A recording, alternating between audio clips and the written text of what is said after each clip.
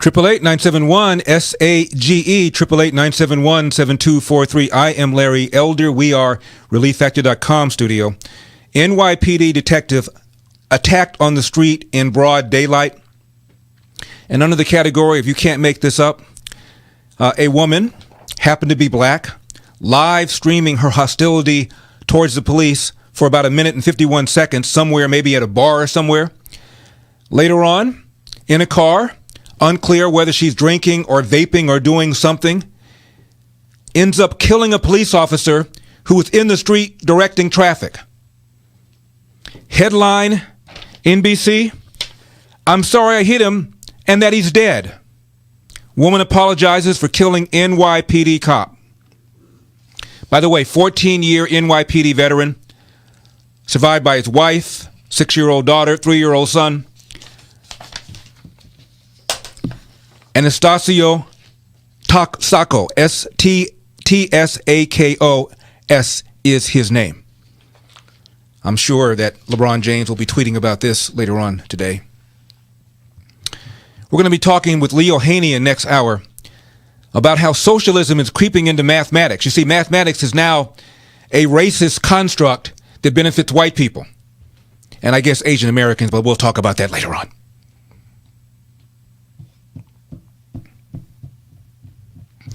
Vermont professor, University of Vermont. Isn't that where Bernie Sanders is? Yeah. He says, "I'm not going to resign." He criticized his university for wokeness, for trying to make him feel that as a white person he's racist. And he says, "I'm sorry, you're not going to make me resign." He put up a couple of videos. We're going to play you some excerpts. All of that and more, 888-971-SAGE, 888-971-7243. I want to start with a topic we've talked about for now a long time, and that's police relations, systemic racism on the part of the cops, unarmed civilians killed by cops. As I've said a million times, you look at the number of people in this country, 350 million. The number of police-civilian interactions every year, 50 million. And then the number of people who are arrested, 11 million. Number of cops assaulted, 60,000. Number of cops killed last year, around 60. More cops killed, by the way, than unarmed blacks, but I digress. 1,000 civilians slash suspects are killed by the police every year. And it's been the same average ever since the Washington Post has been doing this now for several years. Same number. Now, if these are not going down, is it because racist politicians are keeping in place racist policies that allow racist cops to keep the number that high? Look at these cities. Who's running them? America's largest cities are run by Democrats. City council, largely Democrat, which means the chief of police are selected by Democrats.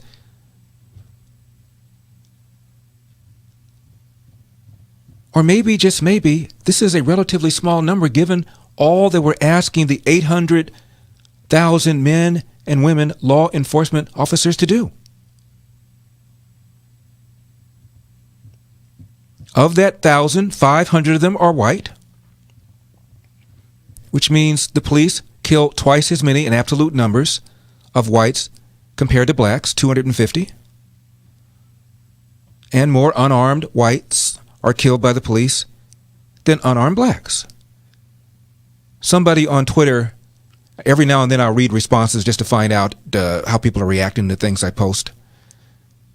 And some neckbone said, Larry Elder says there are more unarmed whites than there are unarmed blacks, but he can't name one. Did you listen to the show yesterday, sir? I mean, what's the point?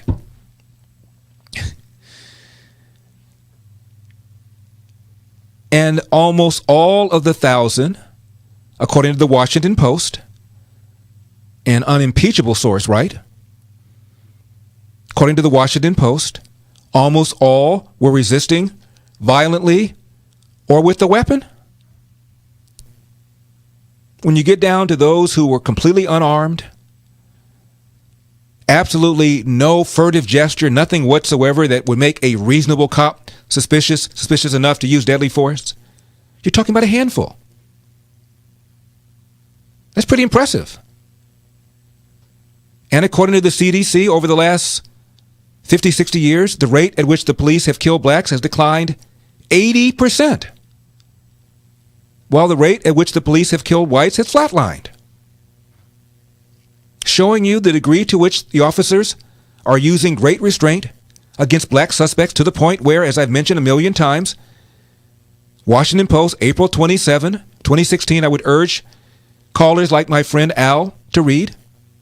It's a very lengthy article. Read it several times. And then read the sources that they cite. And then read the sources that the sources cite. And you find this is very solid. I've seen it anecdotally. I have a lot of friends who are cops. And I've been hearing this for years. Whenever anybody is shot, one of the first things they ask at the station is, what race was the suspect? He was white. Oh, thank goodness.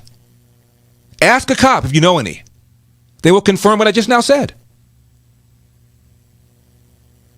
3 times, according to researchers at Washington State, they've done these experiments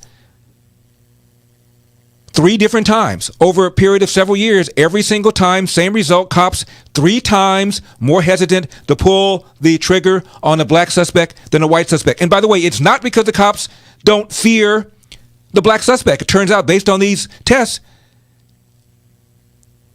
the average cop has a greater fear of a black person than a white person. Yet still less likely to pull the trigger, 3 times less likely, showing you the restraint. And please, please, please tell me how you're going to get people to join the police department? By calling them Nazis and by saying the kinds of stuff that Maxine Waters says? But the police, I think, really believe, and in some ways are led to believe, that their greatest challenge and their greatest chore is to keep, black people in their place.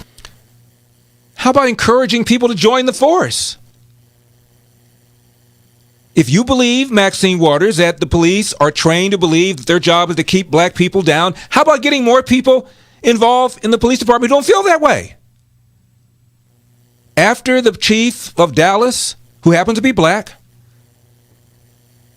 had to respond to those 5 officers killed execution style by a black guy, angry about Black Lives Matter, angry about the narrative pushed by Black Lives Matter, the phony, dangerous, murderous narrative pushed by Black Lives Matter, he said, we're hiring. Be part of the solution. Join us.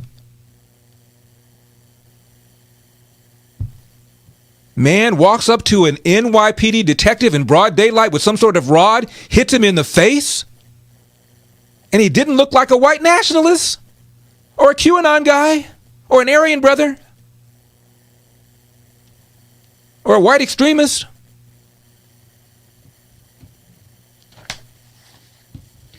Live streamer signs off with F the police, then kills an NYPD officer while driving home drunk. You cannot make this up. Daily Mail. Jessica Beauvois, a 32-year-old, quote, African-American resident of Hempstead, New York, sat herself down in front of a microphone and live streamed herself on Facebook for 1 minute, 51 seconds. 1 hour, 51 minutes. Is that what it is? Yeah, 1 hour, 51 minutes from what looks like a bar, restaurant somewhere in New York. Blessed all her listeners and then took a bunch of whacks at the police. Effing justice system. Police say an oath that they not supposed to be afraid. Part of the job is that people might try to effing kill you. That's what you're signing up for. F the police. F them. F them. She's seen vaping and drinking an unknown liquid. Hours later, speeding in her Volkswagen, strikes and kills a 43-year-old NYPD officer. He was redirecting traffic. You cannot make this up. I'm sure Mr. LeBron James has probably been told about all of this, and I'm sure he's firing up a tweet. I'm Larry Elder.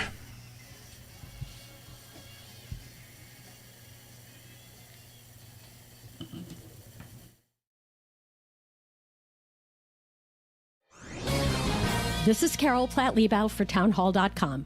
President Biden has formally established a commission to consider adding seats to the Supreme Court. Justices Ruth Bader Ginsburg and Stephen Breyer, both appointed by a Democratic president, have opposed it, but the left is angry. They don't like the Supreme Court's rulings, so they want to change its composition. It's called court packing, from when, in 1937, Democratic President Franklin Roosevelt tried and failed to do it.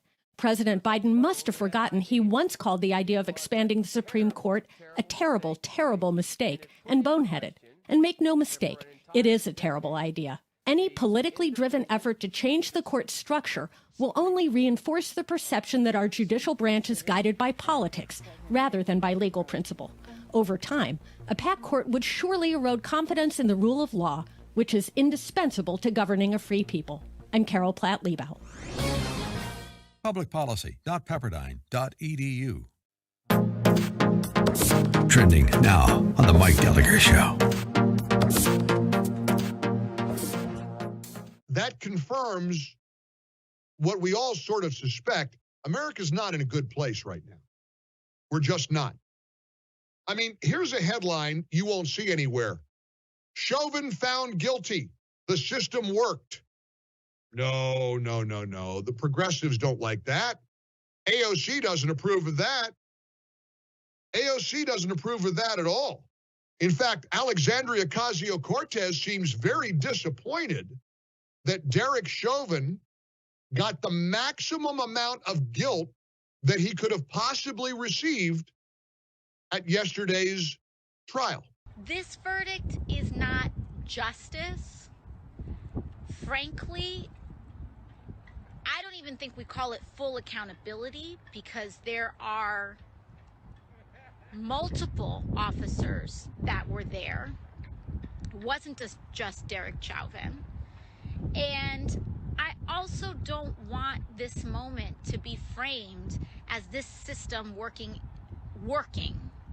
because it's not working. And that's what creates a lot of complexity in this moment.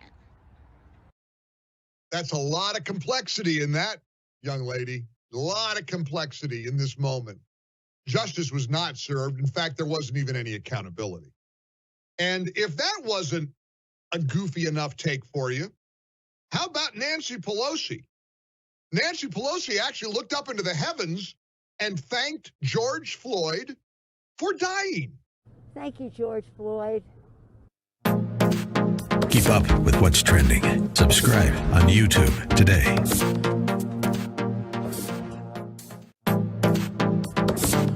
Trending now on the Dennis Prager Show. And they took you down, not just that tweet. Correct. I could not access Twitter at all. Not only could I not post, I didn't realize that's how that worked. I hadn't been put. Oh, you couldn't even oh my God, I couldn't access the other Twitter. I couldn't get to Twitter, and you know what? Which shame on me, and I'm fixing this now in my own life. Is I realize how much I depend on Twitter just for my political news and my knowledge, and to do broadcasting, right? And it really was a hamstring to not have that. I understand. And I've got to fix that because I don't want to be dependent on it, and because in all likelihood I anticipate I will get banned permanently. It's sort of a system, so now I've got a big strike, and I'm not going to stop talking about it. I'm not going to be intimidated. Keep up with what's trending. Subscribe on YouTube today.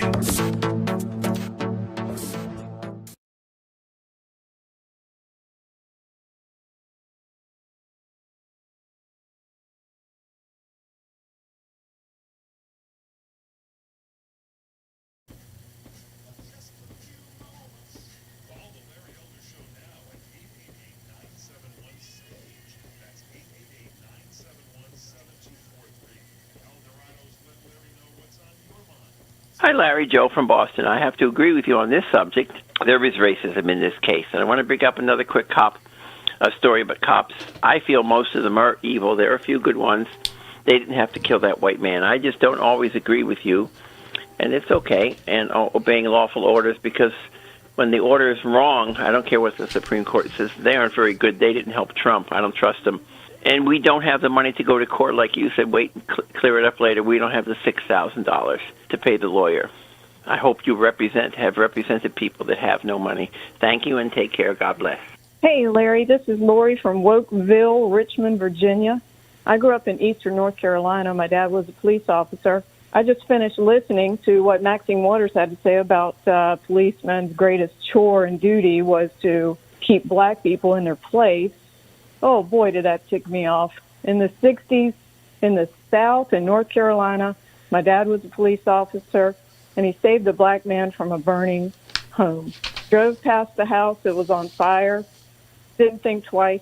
Broke down the door, crawled underneath thick smoke, saved a black, crippled, elderly man.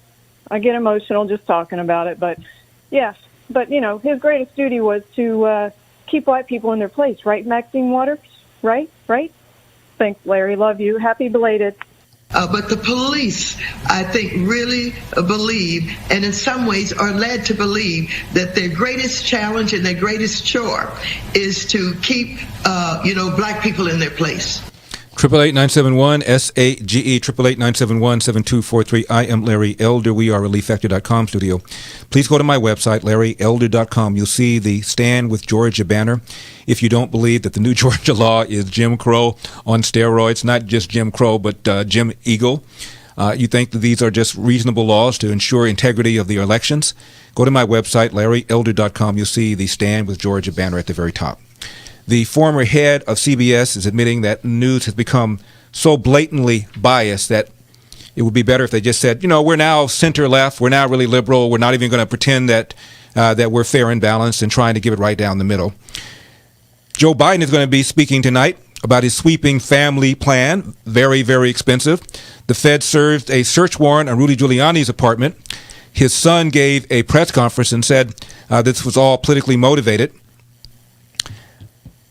And a University of Vermont professor who criticized his university for its wokeness vows he's not going to resign and posted a couple of videos. We'll be playing some excerpt from those. All of that is coming up. And then we'll be talking to Lee Ohanian next hour about the way socialism and anti-racism has creeped into mathematics here in California. All that and more. Now, frequently I am told, Larry, you can say stuff we can't say. You as a black person, you can talk about the fact that 70% of black kids are raised without dads. Well, we do it. We're going to be called racist. And I said, therefore, what do you think I'm called? I said, it's part of the problem. I called it white condescension. My first book was called The 10 Things You Can't Say in America, came out in 2000, New York Times bestseller. Just saying. First chapter is blacks are more racist than whites, citing a bunch of stats. Second chapter is white condescension is as bad as black racism. And that is when white people feel, well, I can't say anything about that because I'll be perceived as racist. I'll give you a prime example. This happened years ago. The National Organization of Women, when Andrew Dice Clay was really, really hot, hated this man because of his sexist jokes. They were stupid, grade school kind of jokes, and he told them, and he was really, really big. I mean, this guy was selling out stadiums. Came out with a movie called Ford Fairlane, and the National Organization of Women literally were picketing the theaters that carried the film because of the language that he used in speaking to women. Now, the language that he used in speaking to women, commonly used by black comics like Red Fox, Richard Pryor, all the time. National Organization of Women didn't say jack. And I'm not saying they should have. But their reason is, well, that's that culture. What is that? What is that? Now, I'm not saying they should have boycotted Andrew Dice Clay. They shouldn't have. It was stupid. Harmless jokes, people paying to hear them. Is it going to prevent, is it going to make the glass ceiling impenetrable? I mean, come on, grow up. But I'm talking about the failure to say anything at all about what Richard Pryor says. And I'm not saying that you would have been successful. I think you probably would have had your hand bitten had you done it. My point is, why didn't you say something? If you really are concerned about how women are spoken about and too. They don't say anything at all. about the rap music? Nothing. Well, Larry, you can say stuff we can't say. Really? I'm holding in my baby brown libertarian fingers an article from a man named Rick Blatchford. Carroll County Times. It was published in the Baltimore Sun. I never heard of Mr. Blatchford, but he appears to have been a longtime columnist for that newspaper. Headline: When instructed by police, comply to avoid potential issues. I'm skipping down. Let's look at the obvious facts. I'm not a person of color and I'm old. Looking at his picture, there's a mustache, assuming it's a current picture, the guy looks like he's about 70 years old. You know how ancient that is. So you know what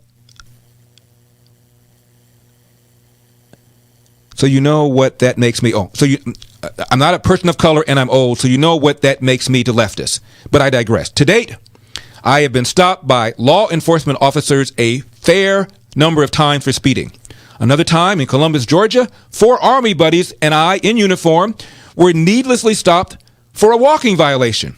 Our alleged infraction was strolling and sightseeing through a quiet residential neighborhood where strolling servicemen were out of place. Where I'm going with this is when we were stopped by an LEO, that's the acronym for law enforcement officer. When stopped by an LEO for whatever reason, have always complied, been polite and respectful, and never ever argued. Why would any reasonable person, he writes, do otherwise? It's not difficult, and such behavior significantly shortens the encounter.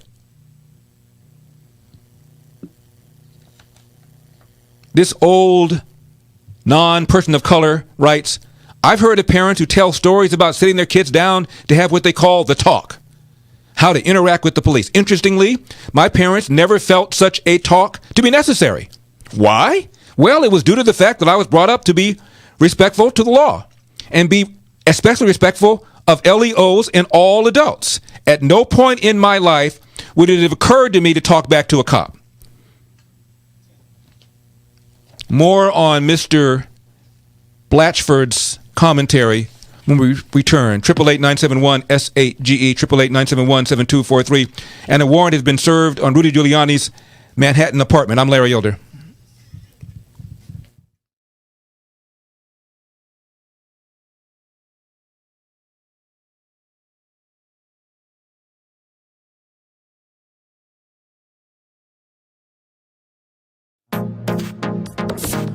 Trending now on America First with Sebastian Gorka.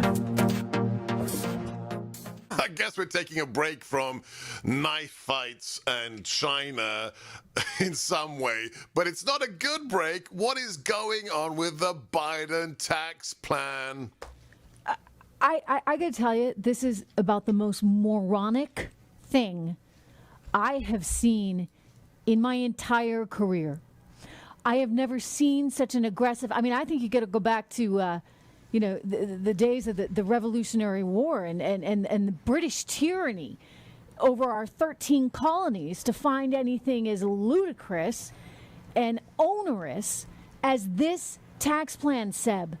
My stomach turned when I saw it. You know, we knew he was a socialist. We knew he would try things like this, but you know, there's still a part of you. It's like, okay, well, you know, he's got to really want the best thing for America, right? And this is not the best thing for America. This is disastrous for America. So break it down for us. What is this going? What is it proposing, and what will it actually result in? Okay, so basically, he's looking at anywhere from 39% and change to 43% on capital gains taxes. So this means any money that you invest, if you have, a business, for example, you're a small business owner, or suppose you invest in the stock market because you're saving up for your retirement, instead of it getting taxed at the current 20% level, it's going to be taxed at double that. Now, the administration would say, oh, don't worry, it's only going to affect people that have more than $1 million. Well, look, there's a lot of small business owners that have been toiling away for 30 years that are getting ready to sell their business. Their business is going to be valued at more than $1 million, so that's going to be a problem. Keep Keep up with what's trending. Subscribe on YouTube today. Trending now on The Charlie Kirk Show. And I said a couple days ago, and I'll double down on it, that basically the argument that BLM was making is, how dare you break up our knife fights? How dare you get in the way of a very normal thing that happens in our communities? And I made light of it then, and it's kind of become right into the mainstream of conservative commentary, thankfully. I've actually been very happy. I have to say, one thing that I've been happy about the last 24 hours, I watch a lot of other snippets of shows, I read a lot of things, is how unified the conservative commentary space has been on this Columbus shooting. This would not have happened 5 years ago. Keep up with what's trending. Subscribe on YouTube today. Trending now on The Mike Gallagher Show. You guys call it literally a war on small business. Lay it out for us about what small business owners are up against and what Job Creators Network is doing about it. Yeah, well, you laid it out just great there, Mike. I mean, when you think about the last year with the pandemic, if you are Amazon or Uber Eats or DoorDash, you've done fantastic. But if you're a mom and pop restaurant, if you're a dry cleaner or pizza parlor, hairdresser, you've been really hurt. And if you're still around, you've been really hurt. Or maybe you're gone and you're thinking, how do I start over?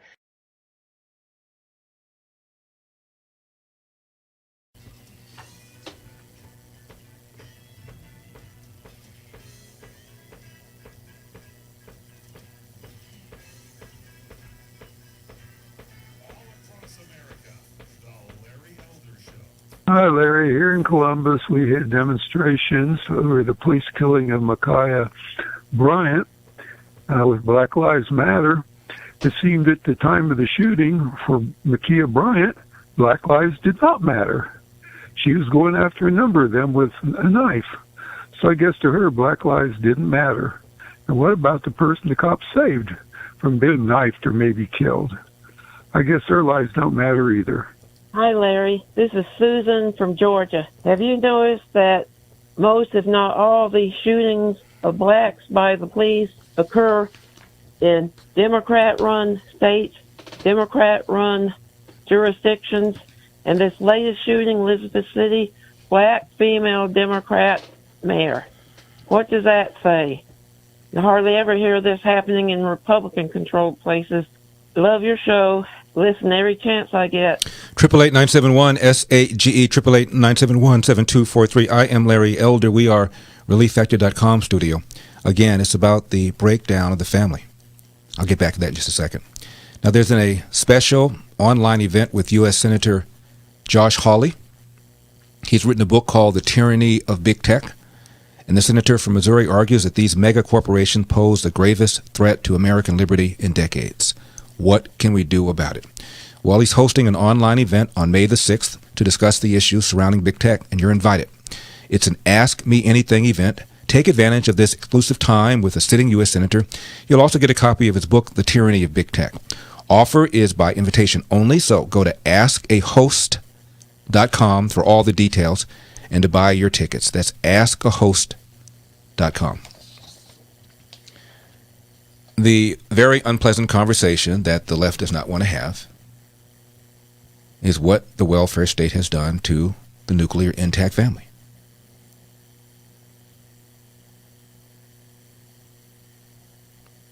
I've told you about a book called My Father's Face by James Robeson. Mr. McConnell, look it up. Make sure it's not his father's face. It's either my father's or his father's. I think it's my father's face. And stop me if I told you this story before. But a prison chaplain, my father's face, thank you. A prison chaplain wanted to improve the morale at this penitentiary where he worked. Mother's Day came around. He went to a greeting card company and he asked them to give me 500 free greeting cards so I can give them to the men. And they thought it would be a good PR deal, so they did it. And it did improve the morale at the prison. Father's Day came. Chaplain thought he would do the same thing for Father's Day. Went to the same company, got the same number of cards, went back. Not a single inmate, not one, wanted to fill a card out and give it to his dad. Not a single one. What's it tell you? Once I was doing a show about how sexual predators have to be registered. And there's an online map you can look at to determine who are sexual predators registered in your neighborhood. And I live in a nice, affluent neighborhood. I went home and I assumed that there would be a dot here, a dot there. It looked like the map had measles. It was amazing how many there were. Now, if there were a similar map, let's say in the inner city, for how many people were living in homes without fathers? How would that look? How would it look in 1960, 1970, 1980, 1990, 2000, 2010, 2020?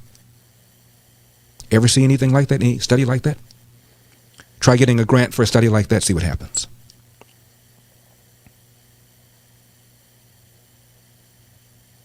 It's infectious when there are a bunch of people coming from homes without stability. That kind of culture then fights against those homes that are trying to emphasize education, hard work, and accountability. And that is why it is so vital for parents to be able to have a choice out of these crappy urban schools, because there are parents who care.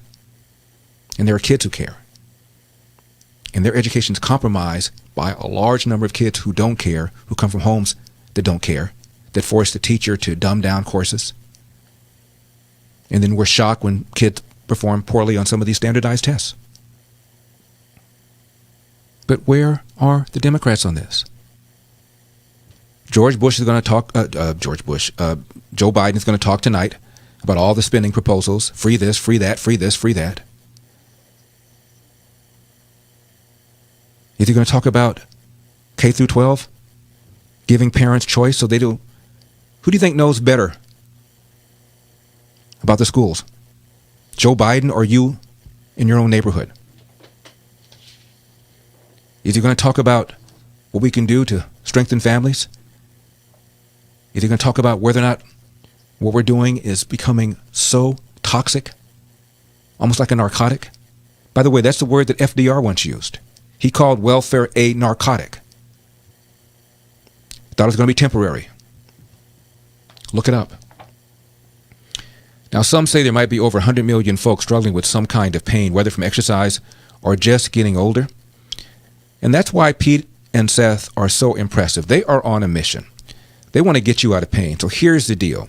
If you're struggling with back, neck, shoulder, hip, or knee pain, order the 3-week quick start. Discounted to $19.95. Why is it discounted? Why do they lose money? Well, the point is to make sure it works for you. So, it's discounted so that you'll try it, make sure it works. And then after that, we're talking about less than the cost of a cup of coffee a day to stay out of pain. Over 70% of those who order the 3-week quick start go on to order more. ReliefFactor.com, ReliefFactor.com, 800-500-8384, 800-500-8384.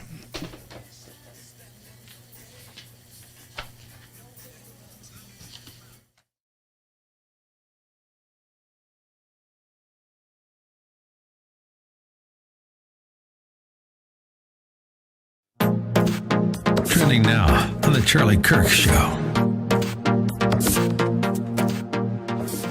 And I said a couple days ago, and I'll double down on it, that basically the argument that BLM was making is, how dare you break up our knife fights? How dare you get in the way of a very normal thing that happens in our communities? And I made light of it then, and it's kind of become right into the mainstream of conservative commentary, thankfully. I've actually been very happy. I have to say, one thing that I've been happy about the last 24 hours, I watch a lot of other snippets of shows, I read a lot of things, is how unified the conservative commentary space has been on this Columbus shooting. this would not have happened 5 years ago. Keep up with what's trending. Subscribe on YouTube today. Trending now on The Mike Gallagher Show. You guys call it literally a war on small business. Lay it out for us about what small business owners are up against and what Job Creators Network is doing about it. Yeah, well, you laid it out just great there, Mike. I mean, when you think about the last year with the pandemic, if you are Amazon or Uber Eats or DoorDash, you've done fantastic. But if you're a mom and pop restaurant, if you're a dry cleaner or pizza parlor, hairdresser, you've been really hurt. And if you're still around, you've been really hurt. Or maybe you're gone and you're thinking, how do I start over? Keep up with what's trending. Subscribe on YouTube today.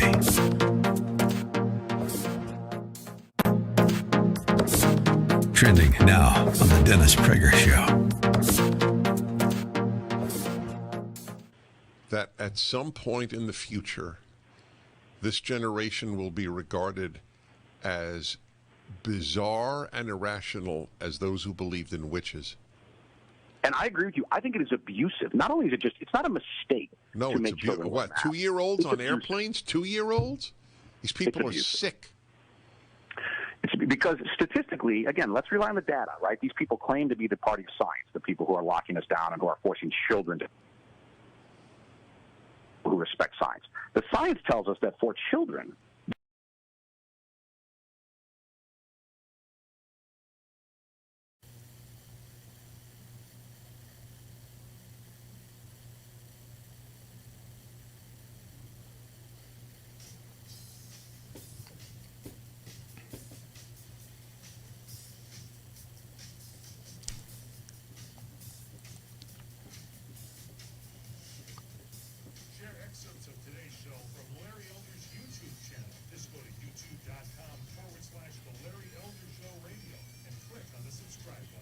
Larry, the great Eldersky, love you, man.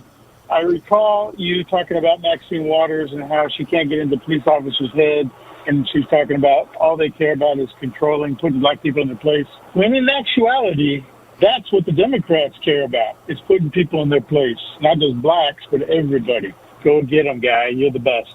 But the police, I think, really believe, and in some ways are led to believe, that their greatest challenge and their greatest chore is to keep, black people in their place. 888-971-SAGE, 888-971-7243. I am Larry Elder. We are ReliefFactor.com studio. Wow. Even departments that have black police chiefs, even departments whose racial diversity reflects the racial diversity of their communities, all of them. Back to Mr. Blatchford. When instructed by police, comply to avoid potential issues. He was just getting warmed up. Let me back up a little. Quote, he's, I'm not a person of color and I'm old, he says. Look at his picture. He looks like an old white guy with a mustache. Look kind of like Wilfred Brimsley. Who's Wilfred Brimsley? Okay, never mind. Ask your father. Quote, I've heard of parents who tell stories about sitting their kids down to have what they call the talk. How to interact with police. Interestingly, my parents never felt such a talk to be necessary. Why? It was due to the fact that I was brought up to respect the law and to be especially respectful of LEOs, that's law enforcement officers, LEOs, and all adults. At no point in my life would it have occurred to me to talk back to a cop. In my particular case, had I ever mouthed off to a LEO, I would have to deal with my dad after the LEO was done with me. No way. Comprende? It only takes common sense. Chris Rock once gave a comedic lecture to the youth of this country. His stand-up routine included a warning not to mess with somebody who wears a badge, carries a stick designed to hurt you, has cuffs to restrain you, and a gun to do whatever should all else fail. Who in their right minds messes with somebody who legally carries a firearm? To all those who have, what were you thinking? So come on, people, accept an encounter that may inconvenience you for a bit. Surely it beats the potential alternative, which can and does put lives at risk. For those who choose to resist, the alternative for you and your family can be devastating, and for a long, long time. Now, one might assume that older Americans, in an effort to guide and protect youngins, as my parents did, would strongly educate the youngins in proper behavior when interacting with all adults, let alone law enforcement officers acting in an official capacity. I suspect most do. But sadly, there exists potential role models that might actually work to the detriment of the young. And then he says this, and I've not seen very many old white guys say stuff like this, even on the conservative side. I have no idea what his politics are. If he's a longtime columnist and he writes for the Baltimore Sun, my suspicion is he's not a conservative, but I don't really know. I haven't looked at more of his stuff. Maybe I'll look at more of his stuff later on. He says, sadly, there exist potential role models that actually work to the detriment of the young. These would include people such as Reverend Al Sharpton, Reverend Jesse Jackson, Reverend Jeremiah Wright, Congresswoman Maxine Waters, various rappers, and innumerable other rabble-rousers who have influential access to America's youth. I would have added Barack Obama and Eric Holder, but that's just me. Add to the list anyone who has advocated the philosophy to resist authority.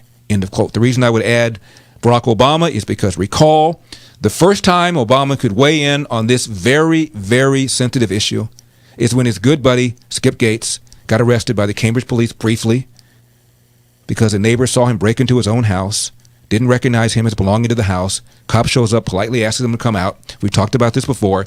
And instead of coming out, he says, I'll come out if your mama tells me to come out. He gets arrested briefly. And rather than Obama chastising his friend for not complying with a perfectly lawful, reasonable order, Obama holds a press conference and says, and I quote, the Cambridge police acted stupidly, close quote. No, they did not. And then we're off to the races. Back to Mr. Blatchford's column. Quote, in closing, I've had only one negative encounter with an LEO. This man in Howard County truly concerned me. He was angry without cause. That being the case, I was extra careful to accede to his instructions and totally compliant. I was on my way in 5 minutes. Most LEOs are caring protectors of civilians. They deserve respect and thanks for what they do. It is so simple. If a cop tells you to do something, just do it. Remember, it's only a temporary inconvenience. Choose life and or freedom. Learn to tolerate life's exceptions and inconveniences. Like the poor, they will always be with us. End of quote. We'll put it up on LarryElder.com. It is by a man named Rick, R-I-C-K, Blatchford. Carroll County Times, published in the Baltimore Sun, April 27. That's yesterday. Now, Rudy Giuliani, according to Associated Press, has had his Manhattan apartment raided by the FBI, seizing computers, cell phones. The full scope of the investigation, says the Associated Press, is unclear, but it at least partly involves Giuliani's dealings in Ukraine. The reason they believe that is because his lawyer told the Wall Street Journal that the searches pertain to potential violations of foreign lobbying rules and that the Warrens sought Giuliani's communications with other reporters. Now, the raid comes, of course, just months after Donald Trump has left office, leading a lot of cynics, and I would be one of them, to think maybe, just maybe, this might be politically motivated. We know about the investigation of President Trump was politically motivated. We know that Hillary Clinton, despite the fact that she clearly violated the Espionage Act by having a unsecured basement in her unsecured server in her basement, we know she got a pass for that. Majority of the American people felt she should have been prosecuted. So, do I believe that the FBI has had its reputation sullied, stained, compromised? Hell yeah. Now, do you think this would have happened if Donald Trump had gotten reelected? I don't think so. Associated Press says that the federal probe stalled because of a dispute over investigative tactics as Trump sought a second term. So the fact that Trump was there meant the investigation didn't go forward. If Trump is out, investigation goes forward.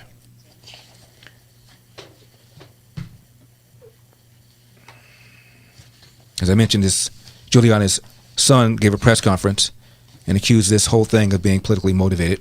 More when I know more. Now, I've been telling you about Relief Factor now for a few years. Some say there might be 100 million folks struggling with some level of pain. Now, does that sound like you? You've got back pain, shoulder, neck, hip, foot, knee pain. Is it from everyday living or from exercising? Either way, the 3-week quick start might help.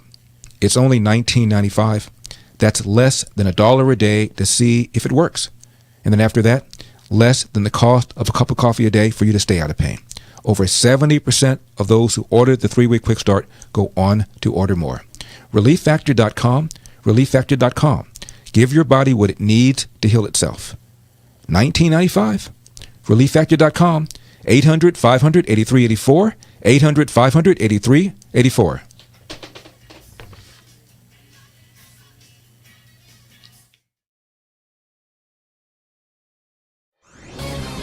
This is Carol Platt-Liebau for townhall.com. President Biden has formally established a commission to consider adding seats to the Supreme Court. Justices Ruth Bader Ginsburg and Stephen Breyer, both appointed by a Democratic president, have opposed it, but the left is angry. They don't like the Supreme Court's rulings, so they want to change its composition. It's called court packing, from when, in 1937, Democratic President Franklin Roosevelt tried and failed to do it. President Biden must have forgotten he once called the idea of expanding the Supreme Court a terrible, terrible mistake and boneheaded. And make no mistake, it is a terrible idea. Any politically driven effort to change the court structure will only reinforce the perception that our judicial branch is guided by politics rather than by legal principle. Over time, a packed court would surely erode confidence in the rule of law, which is indispensable to governing a free people. I'm Carol Platt-Liebau. Publicpolicy.pepperdine.edu. Trending now on The Mike Gallagher Show. That confirms what we all sort of suspect. America's not in a good place right now. We're just not. I mean, here's a headline you won't see anywhere. Chauvin found guilty. The system worked. No. The progressives don't like that. AOC doesn't approve of that. AOC doesn't approve of that at all. In fact, Alexandria Ocasio-Cortez seems very disappointed that Derek Chauvin got the maximum amount of guilt that he could have possibly received at yesterday's trial. This verdict is not justice. Frankly, I don't even think we call it full accountability because there are multiple officers.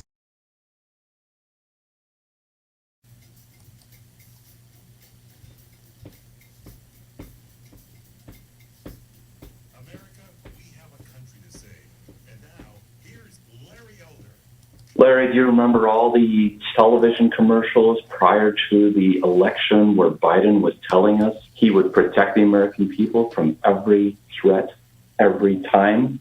Well, now that the virus is out of control in India, why isn't he banning visitors into the U.S. from India?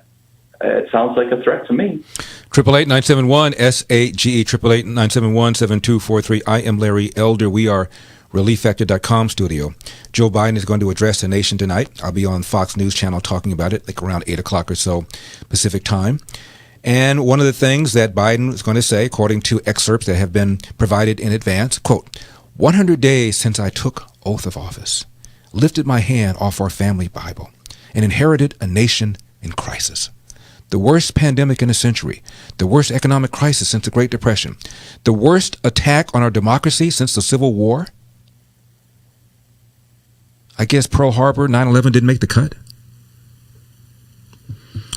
We're going to be talking about his economic plan, top of the hour, and also next hour we'll be speaking with Leo Hanian, the economist from UCLA, about how socialism and anti-racism is now creeping into the math curricula here in California. 888-971-SAGE is a number. Deborah is in Folsom City, Texas. Deborah, how are you? I'm doing all right, Larry. I was hearing you talk about that young girl who got shot by the officer because she was about to stab another girl. Mm-hmm. And I was just I try to keep an open mind about those kind of things. And yes, I feel sad that that girl had died, or when anybody dies. But yesterday I got like a news feed on my phone talking about how a man fatally shot another man in the leg during an attempted robbery over here in East Fort Worth. And it just made me think about how a lot of people would say, well, why did the officer have to shoot that girl in the chest? Couldn't he shoot a limb or something?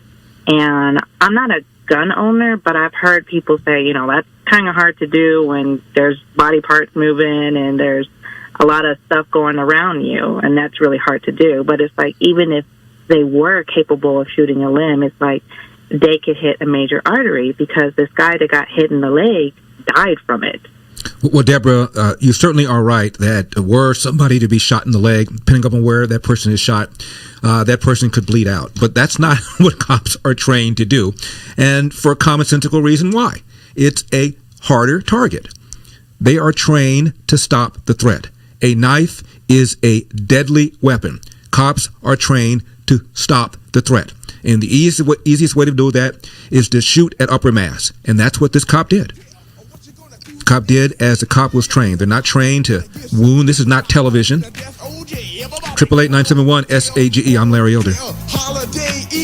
You can, but beyond that, you have to teach people how to de-escalate circumstances. De-escalate. So instead of anybody coming at you, the first thing you do is shoot to kill. You shoot them in the leg. There's weight.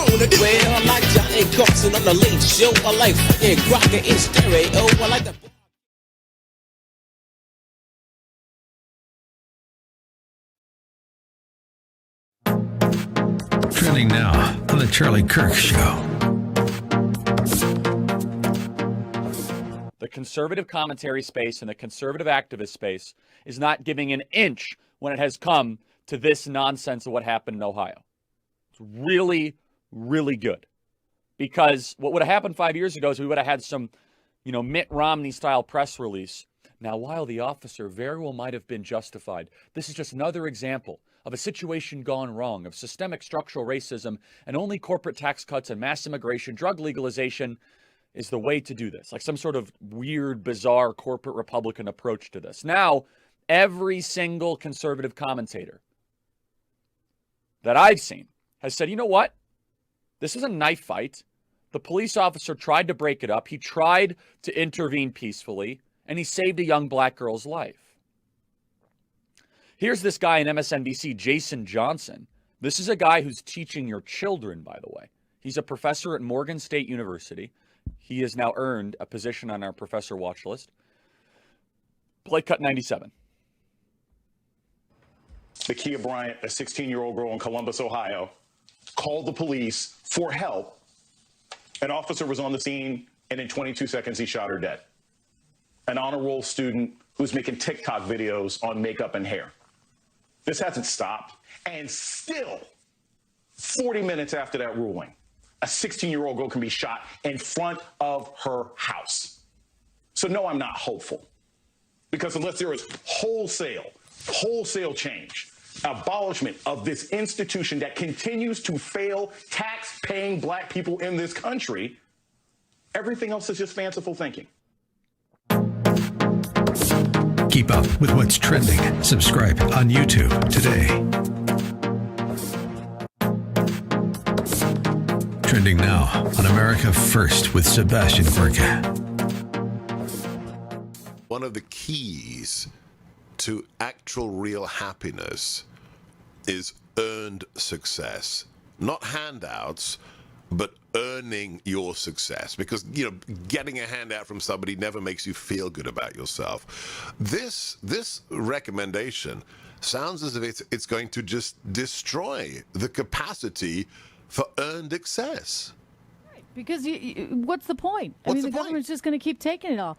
Don't forget, when you invest in something like a business or in the markets, you're taking a big chance, right? It's not the same as labor. Yet they want to treat that money that you've already paid taxes on now as labor. It's really messed up. And the AEI guy, the cellist, I appreciate that because I'm a classical singer. I hear what he's saying, and it's extremely true. I mean, it's just human nature. You want to do something for yourself. You want to earn for yourself.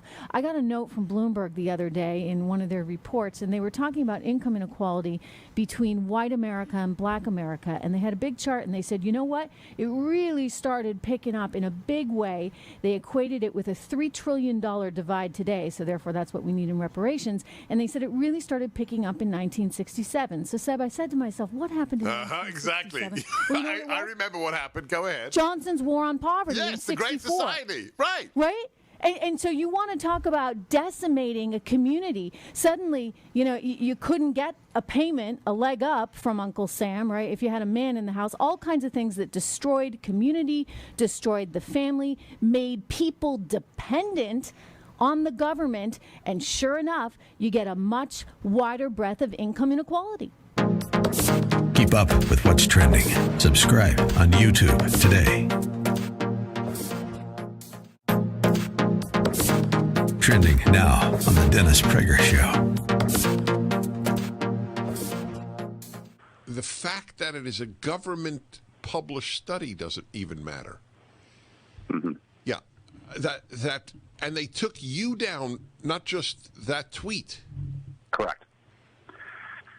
I could not access Twitter at all. Not only could I not post, I didn't realize that's how that worked. I hadn't been put. Oh, you couldn't even oh my God, you couldn't access the other Twitter. I couldn't get to Twitter, and you know what? Which, shame on me, and I'm fixing this now in my own life, is I realize how much I depend on Twitter just for my political news and my knowledge, and to do broadcasting, right? And it really was a hamstring to not have that. I understand. And I've got to fix that because I don't want to be dependent on it, and because in all likelihood, I anticipate I will get banned permanently. It's sort of a system, so now I've got a big strike. And I'm not going to stop talking about it. I'm not going to be intimidated. To your point, too, about children, as a father, this drove me crazy. My son, in a very abbreviated basketball season, because Governor Pritzker in Illinois, one of the worst governors in America, forbade sports for almost all of the school year. Now, at the very we really haven't dropped out. Finally, allowed basketball. Okay, so we were able to play basketball, thank goodness. And my son loves hoops, and I love watching and coached him for years. But you know what? These poor children, they had to wear masks in basketball on the court, Dennis. I mean, you know how high-intensity cardiovascular the sport of basketball. We can only pray that at some point in the future, this generation will be regarded as bizarre and irrational as those who believed in witches. And I agree with you. I think it is abusive. Not only is it just, it's not a mistake to make children wear masks. 2-year-olds on airplanes? 2-year-olds? These people are sick. Keep up with what's trending. Subscribe on YouTube today.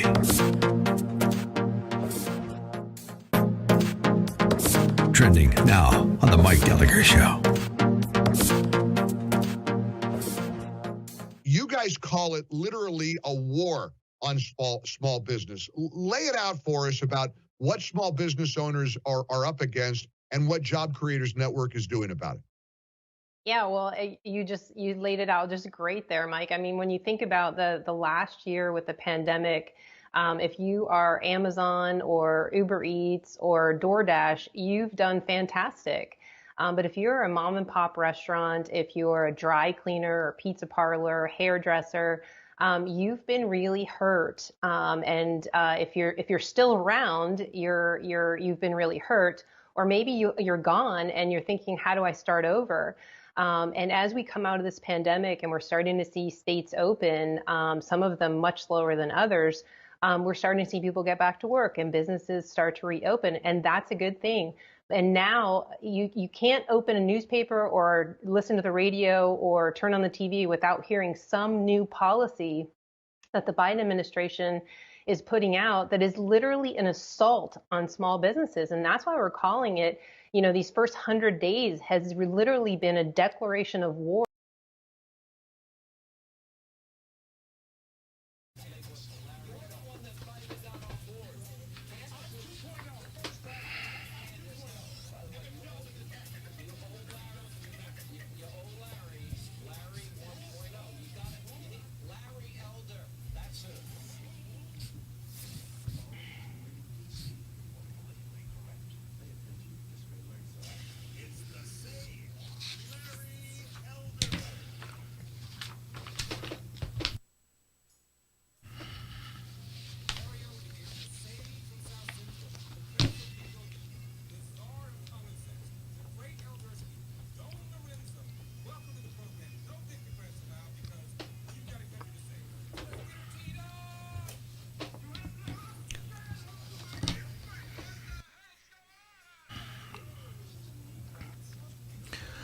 888-971-SAGE, 888-971-7243. I am Larry Elder. We are ReliefFactor.com studio. Later on, we're going to talk about Joe Biden's speech tonight and about all the money he's going to spend. He's going to invest. He doesn't spend, he invests. You get a little stock certificate, a little return on the investment, a little dividend check. No, but these are investments.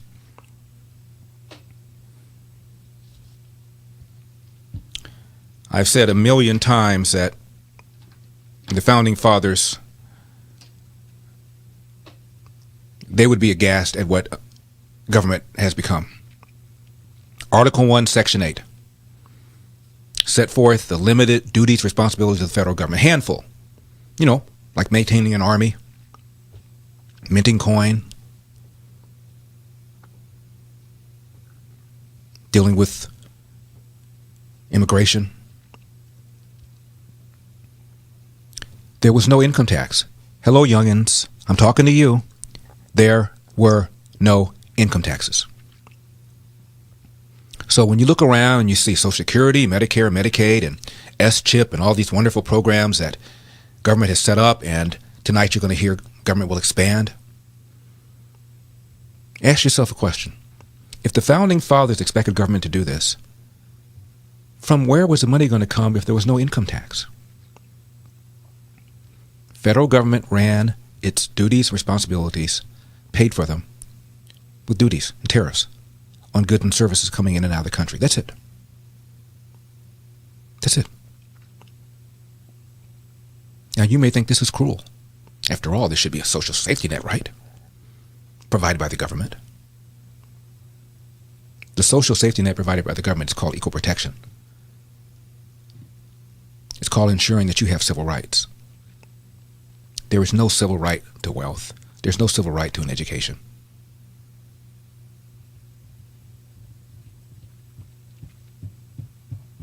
I told you I was fact-checked when I was on Fox and Friends a few years ago. Fact-checker calls me. What's your source for your assertion that government in 1900 at all three levels, federal, state, and local, took less than 10% from the American people? That was the one that got him gobsmacked. I also said that right now government takes around 32%, 35%, I think I said. But when you add a value to mandates, as when you're running a company, a factory, and government tells you to do something you don't think you need to do, that's a cost. So if you add in those kinds of costs, unfunded mandates, you're talking about government taking half of the American people's income. So this guy calls me. What's your assertion for your claim that government takes around 35% right now? I gave him a source. What's your assertion, what's your source for saying that right now if you add the cost of these mandates, the government takes half? And I said, well, how about the Heritage Foundation? How about Professor Leo Hanian, who later on, by the way, told me that if anything, I underestimated it? How about think tank like the American Enterprise Institute? How about people like that? So, article comes out, there's a gauge, and it says Elder half true. But it said Elder was true when he said government in 1900 at all three levels took less than 10% from the American people. My point is, this guy couldn't believe it. You should have heard his voice. He says, what? I said, yeah, they took around 9%. Get out of here. He didn't say that, but I could tell that's what he was saying. That's what he was thinking. Because these guys have never studied economics. Clueless. They think it's always been like this, supposed to be like this. No, it's not.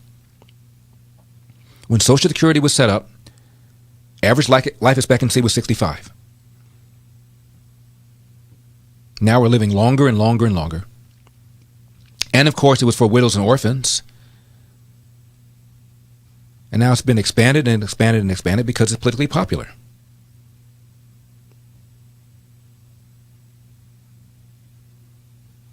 I think there was one beneficiary for something like 30 or 40 workers at the time. Now pretty soon it's going to be one worker for every one beneficiary. Medicaid, 1965. Medicare, 65.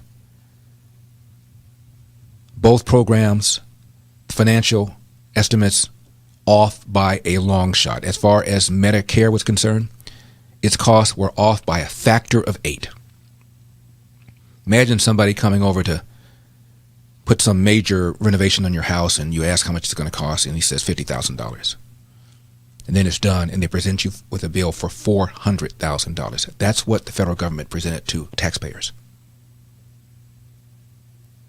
And the only way to unwind this is for the American people to realize that we'd be more prosperous, have more money, would be more generous, could donate more money to attend to the needs of the needy if we left more money in the pockets of the American people. But because of the access of indoctrination that has been brainwashing kids for years, young people now have a more positive view of socialism than they do of capitalism.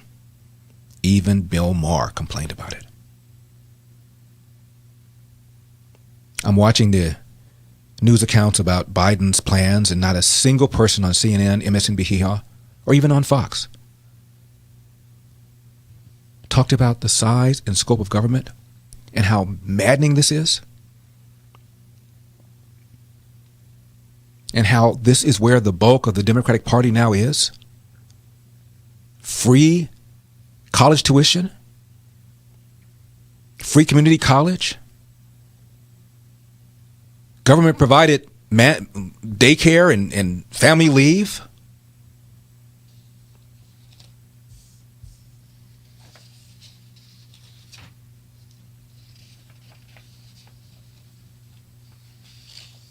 $1 trillion in spending over the next 10 years. Free community college. $225 billion for child care. Monthly payments of at least $250 to parents.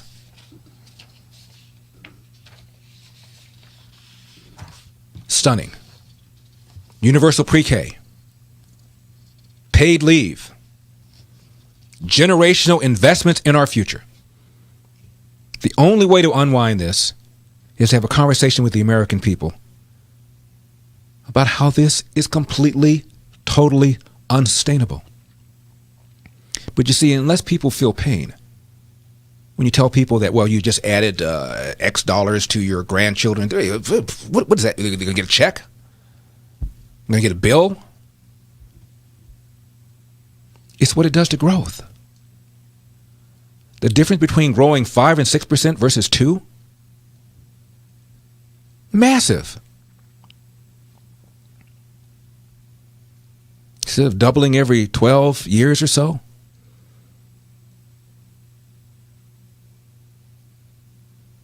takes more than twice that when you're just growing along at 2% or so. And the more prosperous Americans are, the more generous they are. And I've told you about a book called Who Really Cares by Arthur C. Brooks. Conservatives, far more generous with their time and money than liberals. Religious conservatives, even more. So there's every reason to believe that the more prosperous America is, the more generous Americans can be and will be. And aren't programs that people establish and set up in their own neighborhoods far more effective than things government does, especially at the federal level? So we need a balanced budget amendment that fixes spending to a percentage of our GDP, I would argue 10%, with exceptions for war and for natural disasters. Until and unless you do that, politicians have an incentive to give and give and give. Republicans too. Remember the Americans with Disabilities Act? That monstrosity intrusion into the private sector done by George Herbert Walker Bush? How about the expansion of the S-chip program done under George W. Bush? Republicans have been complicit. Government's gotten bigger and bigger and bigger. When government becomes the parent, the people become the child. And that's what we are now. Children. Taking our money, spending it as they see fit. I'm Larry Elder.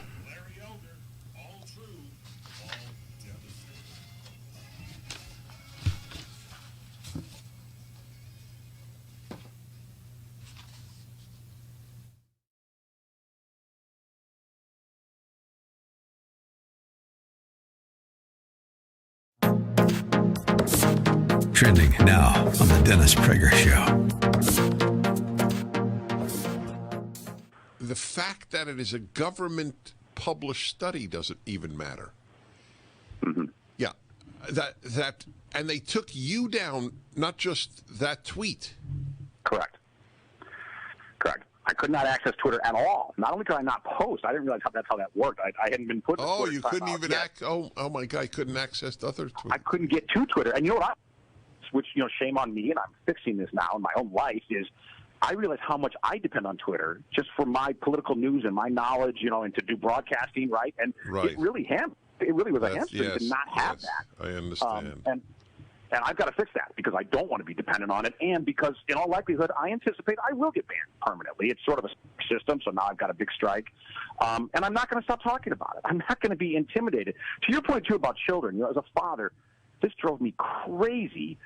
My son in a very abbreviated basketball season because Governor Pritzker in Illinois, one of the worst governors in America, forbade sports for almost all of the school year. Now, at the very we really haven't dropped out finally allowed basketball. Okay, so we were able to play basketball, thank goodness. And my son loves hoops, and I love watching and coached him for years. But you know what?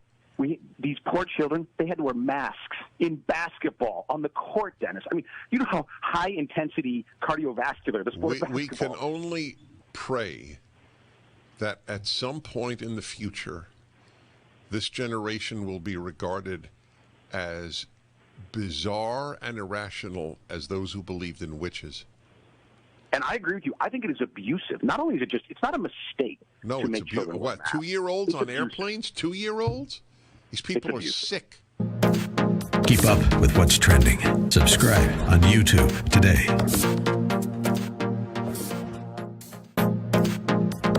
Trending now on The Mike Gallagher Show. You guys call it literally a war on small business. Lay it out for us about what small business owners are up against and what Job Creators Network is doing about it. Yeah, well, you laid it out just great there, Mike. I mean, when you think about the last year with the pandemic, if you are Amazon or Uber Eats or DoorDash, you've done fantastic.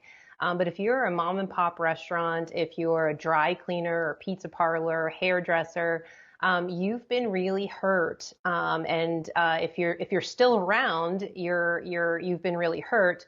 Or maybe you're gone and you're thinking, how do I start over? And as we come out of this pandemic and we're starting to see states open, some of them much slower than others, we're starting to see people get back to work and businesses start to reopen, and that's a good thing. And now you can't open a newspaper or listen to the radio or turn on the TV without hearing some new policy that the Biden administration is putting out that is literally an assault on small businesses. And that's why we're calling it, these first 100 days has literally been a declaration of war on small businesses. If it isn't supporting a $15 an hour national minimum wage, it's higher taxes. Small businesses are now staring at a 33% increase in taxes for those that are structured as a corporation. That's 1 million small businesses. And now we're looking at a piece of legislation, which is just a complete payback to union bosses in the PRO Act, which has so many negatives, Mike. We actually are calling it the Con Act. It's one thing after another. It's death by 1,000 cuts.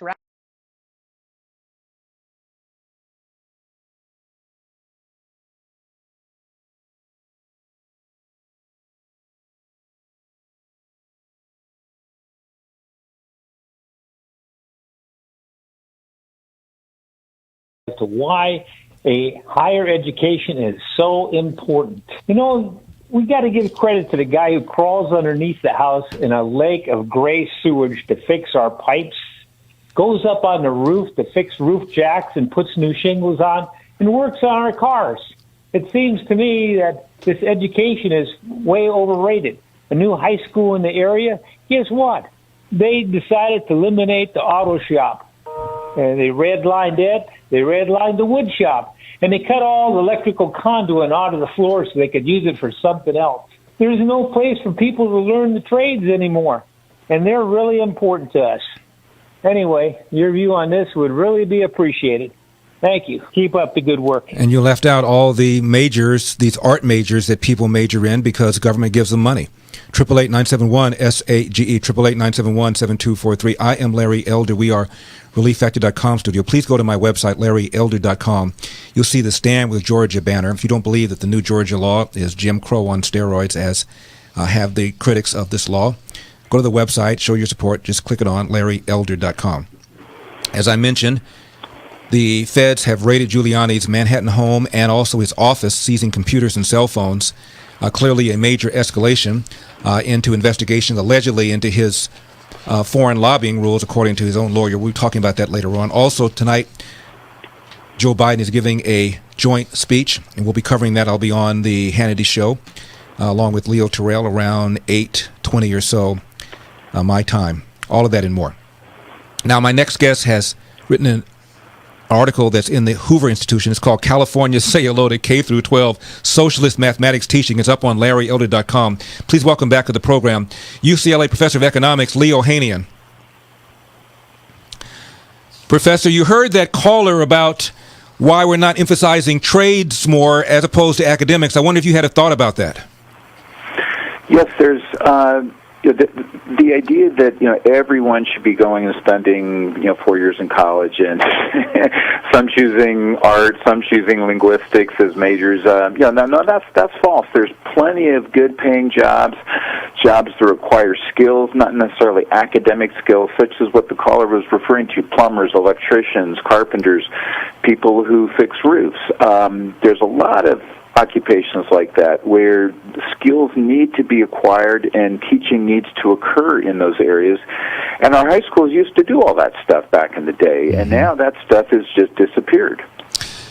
Professor, before we get into your article, which was stunning, about how socialism and anti-racism is now creeping into mathematics, the education that people are getting K through 12, I don't think I've ever told you about this, Lee. I went to Crenshaw High School, and I thought I was a world beater. I mean, I would roll in, do a little bit of work, and get an A. And because I'd exhausted all the Spanish that Crenshaw had, there was a program in those days called APEC, which stood for Area Program Enrichment Exchange. So I was bused to Fairfax for one semester. And at the time, Lee, Fairfax was probably 100% Jewish. The reason I know that is because during Yom Kippur, you could come or not come, and there were two people who came to the whole school, myself and a janitor. That was it. And I could not believe how fluent these kids were. I thought, Lee, when you studied a language in the classroom, you could never get fluent. You had to kind of learn basics, grammar maybe, and then when you go to that country and immerse yourself, then you'd be able to get fluent. That's what I thought. That's why I thought it worked. These kids were fluent, every single one of them. And the teacher never used English. She made you speak in Spanish. It was night and day. And I went from being a world beater to the lowest one in class. By the time the semester ended, I can't say I had caught up, but I had substantially improved. And I realized these kids had that level of excellence expected of them their entire lives. No, exactly. I mean, people are capable of so much more than our society today really recognizes, and there's so much concern about, I hate to use the word coddling, but I think that's the right word. And people need to be pushed. And when people are pushed, they can achieve great things. But if people aren't pushed, if people don't have high expectations for themselves, they're never going to achieve what they're capable of achieving.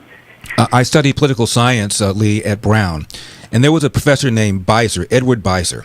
He was feared. You saw Paper Chase, Professor Kingsfield. He was like that, but even more assertive.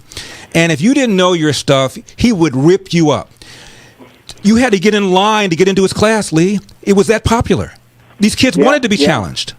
No, absolutely. Larry, when I was in high school, I was taking calculus. Our calculus teacher was a retired general from the Army, and he treated us like we were enlisted privates. And he would throw chalk at people. He would make sure he didn't hit anybody, but he would throw chalk and he would throw erasers if you got the wrong answer. I'm not saying that's the right approach, but my goodness, we learned an awful lot of mathematics that year.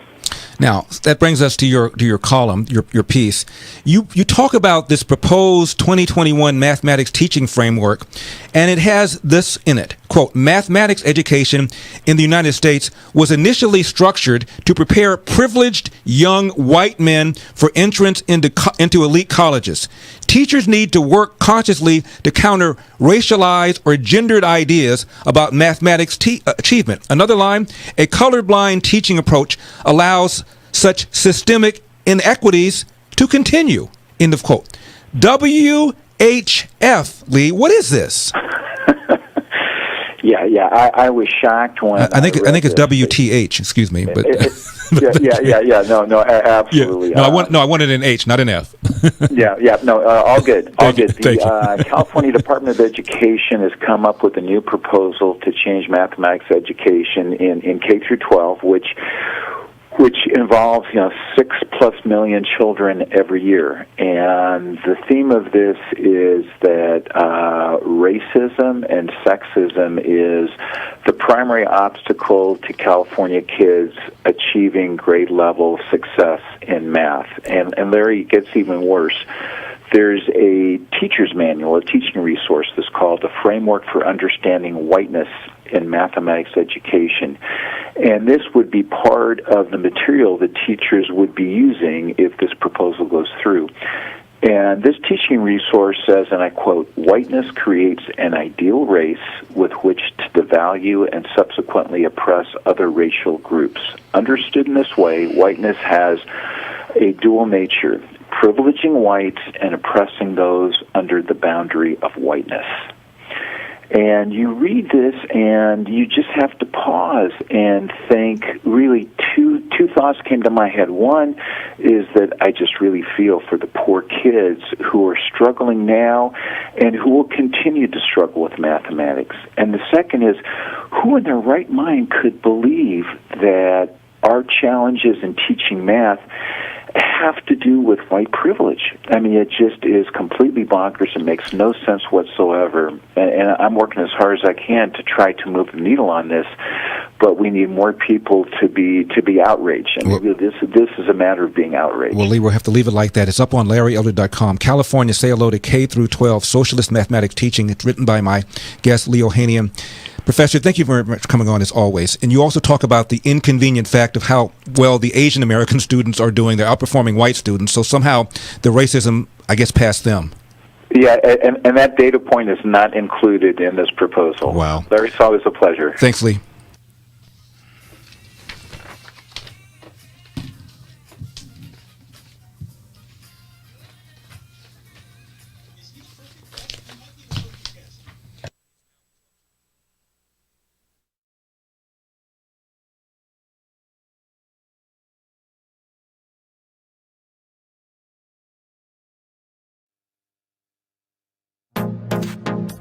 Trending now on the Hugh Hewitt Show. I've got a national interest story here. 150,000 troops. I thought it was 60 to 80,000. Russia now has on the Ukrainian border, and they have mobilized a bomber and fighter fleet there. All signs point to another invasion of Ukraine beyond what Russia has already done. What do you think of the situation? Well, a couple of days ago in a hearing, I asked the commander of European Command what he rated as the likelihood of Russian invasion. And he said medium to low. But I have to tell you, I disagree with that assessment based on the open source imagery and reporting that I'm seeing, some of which you reference. This is the largest buildup since 2014, I believe. And if the Russians decide to invade, their current posture would only give us hours notice at a max. So questions we need to be asking the administration: how frequently are we communicating with the Ukrainians? If you start to add all these things up, whether it's the way the CCP lectured us in Alaska about racial politics in America, added to the unconditional surrender in Afghanistan, added to the continued Chinese buildup and harassment of Taiwan, all of these things start to equate to a climate of weakness, which our adversaries interpret as a climate of opportunity, a period of opportunity for them to make some incredible gains. And so we have to reestablish some credible deterrence ASAP. And perhaps the biggest thing we can do in Ukraine specifically is to get the javelins in play. As part of the sale of javelins, Ukraine had to store them in the western regions. We should move them to the front. the Biden administration should be rushing to push through additional sales ASAP because this could quickly get out of hand. Keep up with what's trending. Subscribe on YouTube today.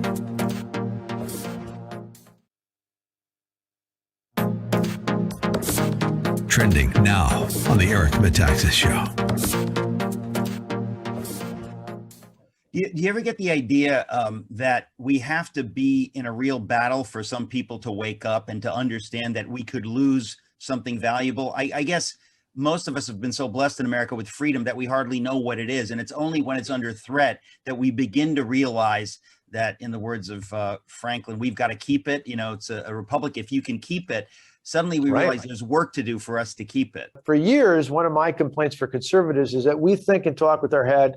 The left thinks and talks with their heart. We shouldn't concede the logic of our head, but we should explain it in ways that appeal to the heart. There's nothing, I think, in my mind, more compelling on this issue than if you have someone whose family fled the socialism in a place like Venezuela or increasingly a place like Cuba over the years. They know that all the false promises of power to the people really end up into massive failure under socialism, that the power goes into the hands of the few, of the elite, and the people get stuck with poverty and oppression. Those sorts of stories are a great wake-up call, I think, to many Americans, including many young people who've had it good, who are many generations removed from their ancestors coming from whether it was socialist or communist-based countries. But man, as someone whose family or themselves have come from a current socialist or a previous communist country, and they'll tell you they kiss the ground every single day. And thank God for being able to live in this country that provides freedom and opportunity for so many. That's a powerful message. And again, it's part of the long game and what we're pushing to get back.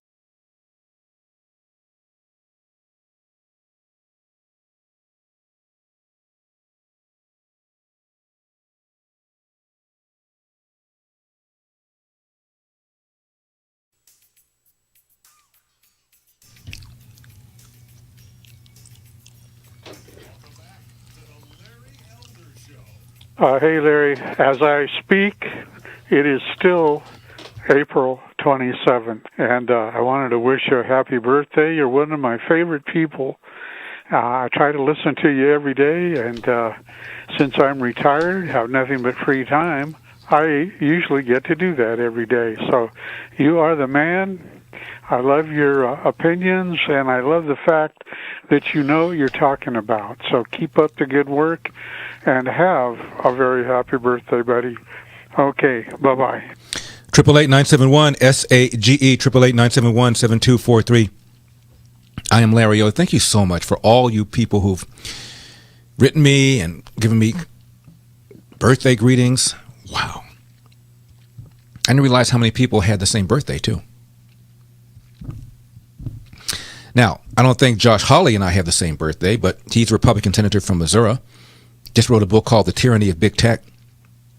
Talks about the power that these mega corporations pose, and he considers them to be the gravest threat to American liberty in decades. What can we do about it? Well, he's hosting an online event on May the 6th to discuss the issues surrounding big tech, and you're invited to attend, and you can ask him your own question. It's an Ask Me Anything event. Take advantage of this time with a U.S. Senator. You'll also get a copy of his book, The Tyranny of Big Tech. The special offer is only by invitation, so go to my website, go to askahost.com, not my website. Go to askahost.com for all the details and to buy your tickets. That's askahost.com. Later on, we're going to talk about a professor at University of Vermont who's being pressured to resign because he dared criticize the wokeness of the university. Now, he is a professor of education, so by definition, he is a liberal. But that has not stopped students and others from calling for his head because he dared to suggest that maybe this making white people like myself feel like they're criminals is not the right thing to do. We'll talk about that later on. 888-971-SAGE. Vince is in Philadelphia, Pennsylvania. Vince, you're on the Larry Elder Show. Thank you so much for calling.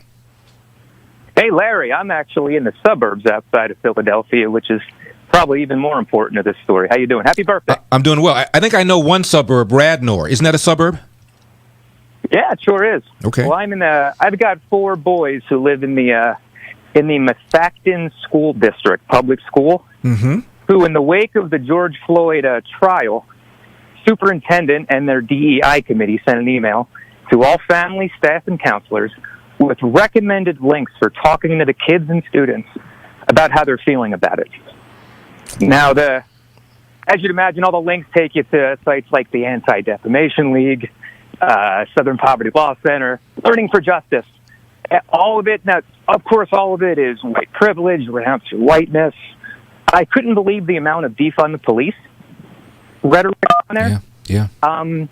Stuff like, if your kids 3 to 5, you shouldn't say things like, not all cops are bad, because they're old enough to know there's more bias and prejudice from that. Now, all of that same stuff. The thing that surprised me the most that I haven't heard about was when you go to the Anti-Defamation League, and again, this is recommended curriculum by the Methacton Public School District. They have lesson plans called, like, the name of the plan will be Georgia's New Voter Suppression Law, or HR 1 and why it's so important. Wow. Those are the names of the classes, Larry. And in the lesson plan, it actually ends with, and here are ways you can do something about it. Here are links to contact your congressman. It is in-your-face propaganda, but actually encouraging kids to vote in a direction.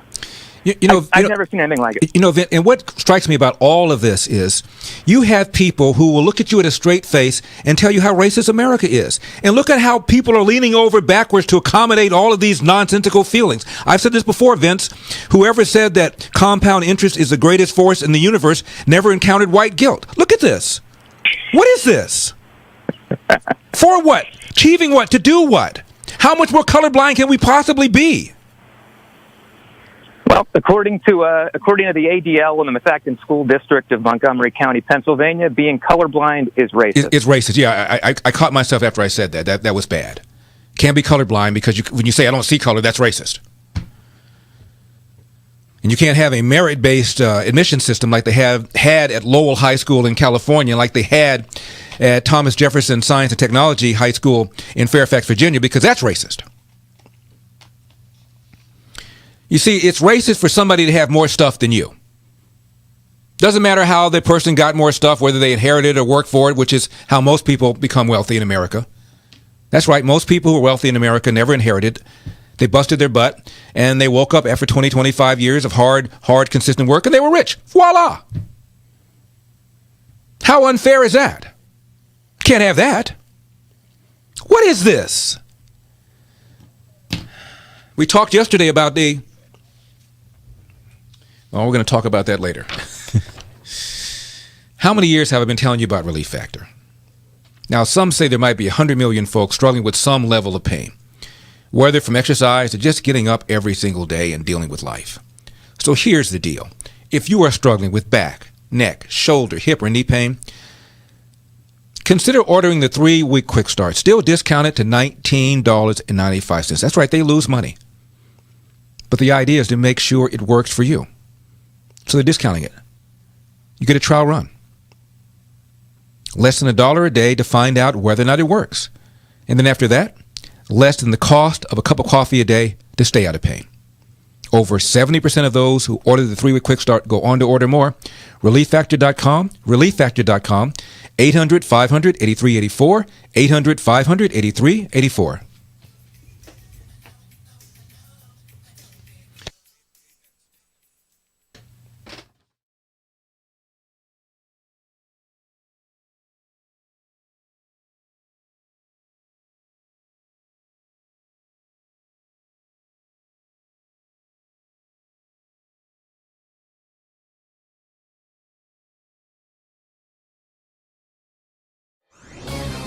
This is Carol Platt-Liebau for townhall.com. President Biden has formally established a commission to consider adding seats to the Supreme Court.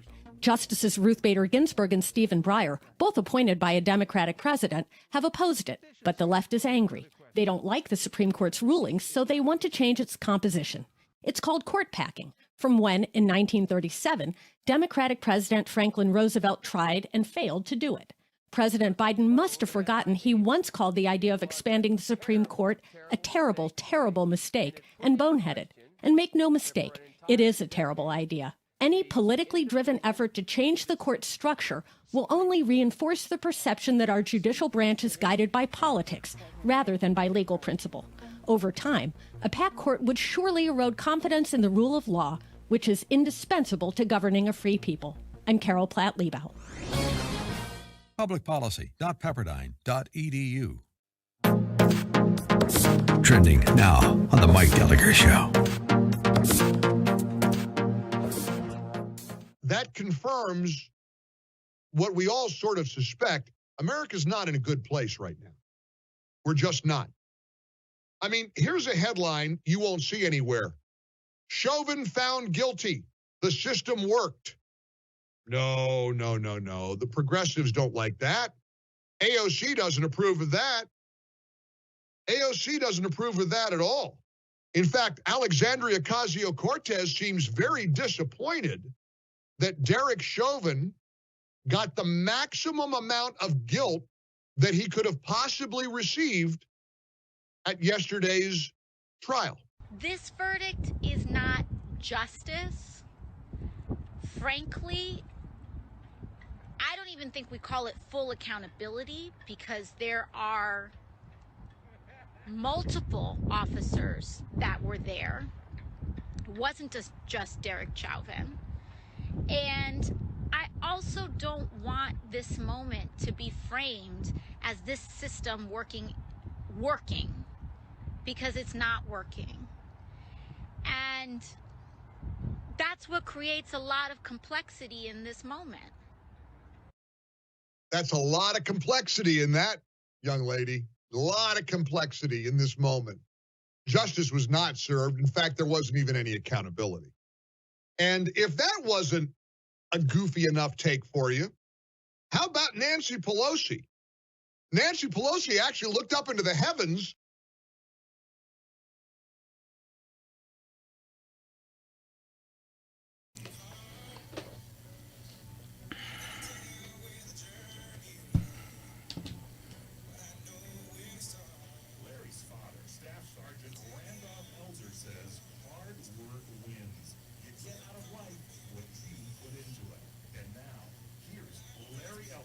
Well, Mr. Elder, if we have for D.C. statehood, because it's the seat of power, representing all people, we should have one Republican senator and one Democrat senator. That should be the law. Thanks, Larry. Bye. 888-971-SAGE, 888-971-7243. I am Larry Elder. We are ReliefFactor.com studio. I think D.C. statehood is illegal in the first place. Dave is in Georgia. Dave, you're on the Larry Elder Show. Thank you so much for calling. Yes, thanks for taking the call. My pleasure. I'm sorry. I just wanted to thank you for bringing up what you did on your intro. There's no one else talking about that. You are the first to mention it. And just to support what you were saying, how did we pay for World War I? Bonds. Mm-hmm. How did we pay for the railroads before that? It was private capital and land grants. That's right. It wasn't until the 16th Amendment until we started screwing up. And we need to get back to market-based solutions. That's what it's about. I haven't heard one politician talking about that. That's the direction we got to go. And Dave, you know why? Because it's political suicide. I remember when Ronald Reagan first ran in 1968. First time he ran, and he said that Social Security should be voluntary. He got hammered, Dave, and that was mild. He didn't say it should be eliminated, that we shouldn't have it. He said it should be voluntary. He got hammered and never said it again. There's a book called The Triumph of American Politics, written by a guy named David Stockman, about him being an eager-eared young guy coming to the Reagan administration when Reagan first got elected in 1980. They're going to slash this and slash that and get government down to where the founding fathers wanted. And he said special interest after special interest came in, and pretty soon Reagan caved and virtually nothing happened. Remember, he campaigned to get rid of the Department of Education. It was bigger than when he came in. Well, I got a solution. How about this? For pre-existing conditions, for example, make a series of bonds. Make a high-yield bond. Right. and they could be either flipped when they mature or put into a medical savings. Well, Dave, there are a lot of things we can and should do, but number one is we've got to rethink this welfare state. Until you get the three major entitlements under control, and now you throw on Obamacare, we're just goofing around here. That's all we're doing. Nibbling on the edges.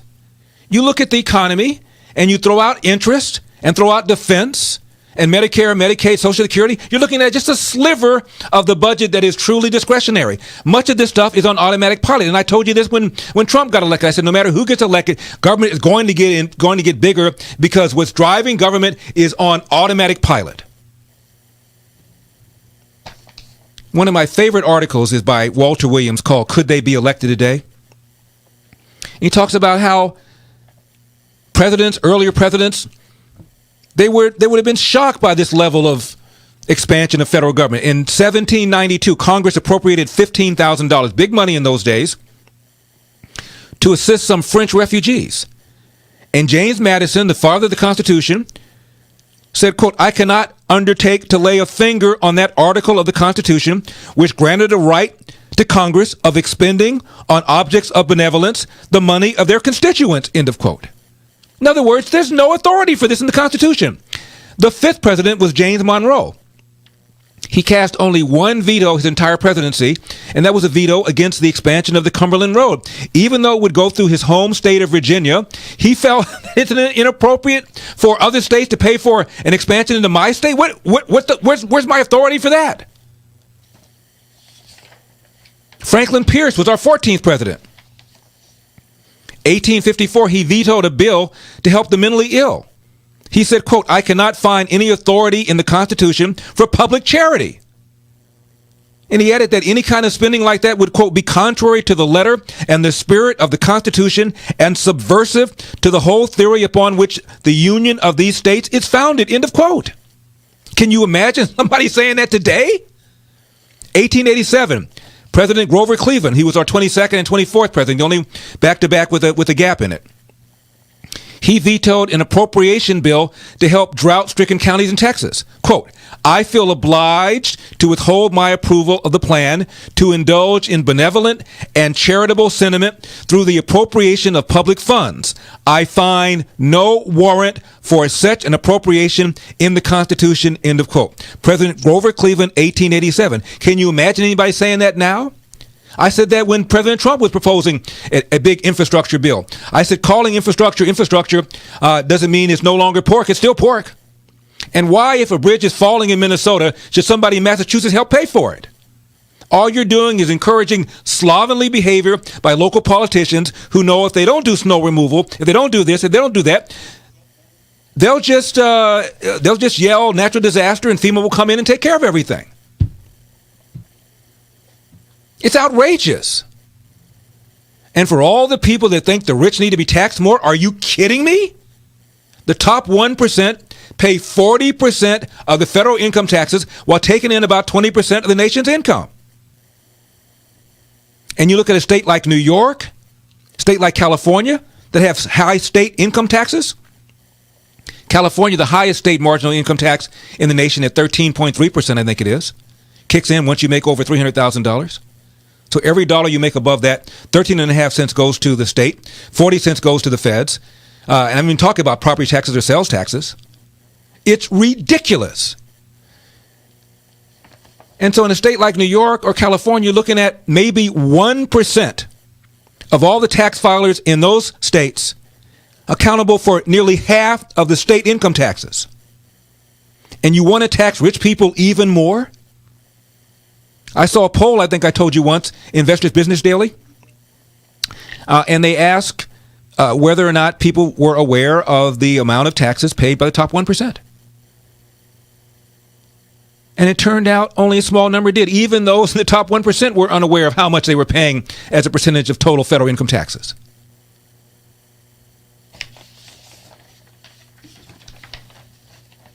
And they want to spend even more. $1.8 trillion you're going to hear tonight.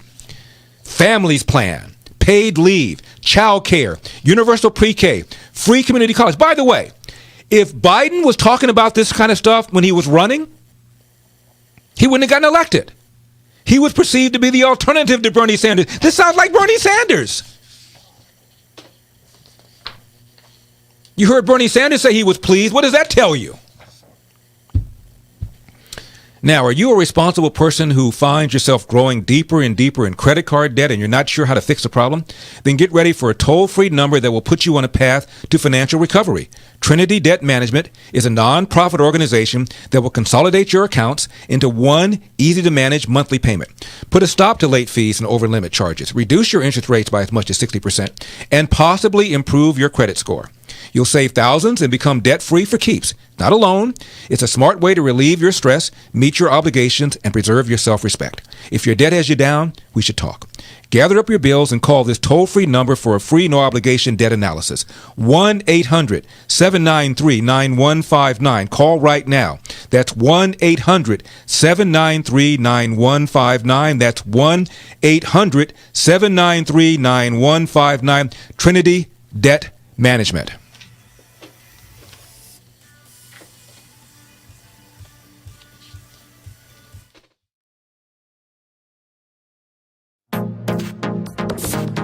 Trending now on America First with Sebastian Gorka.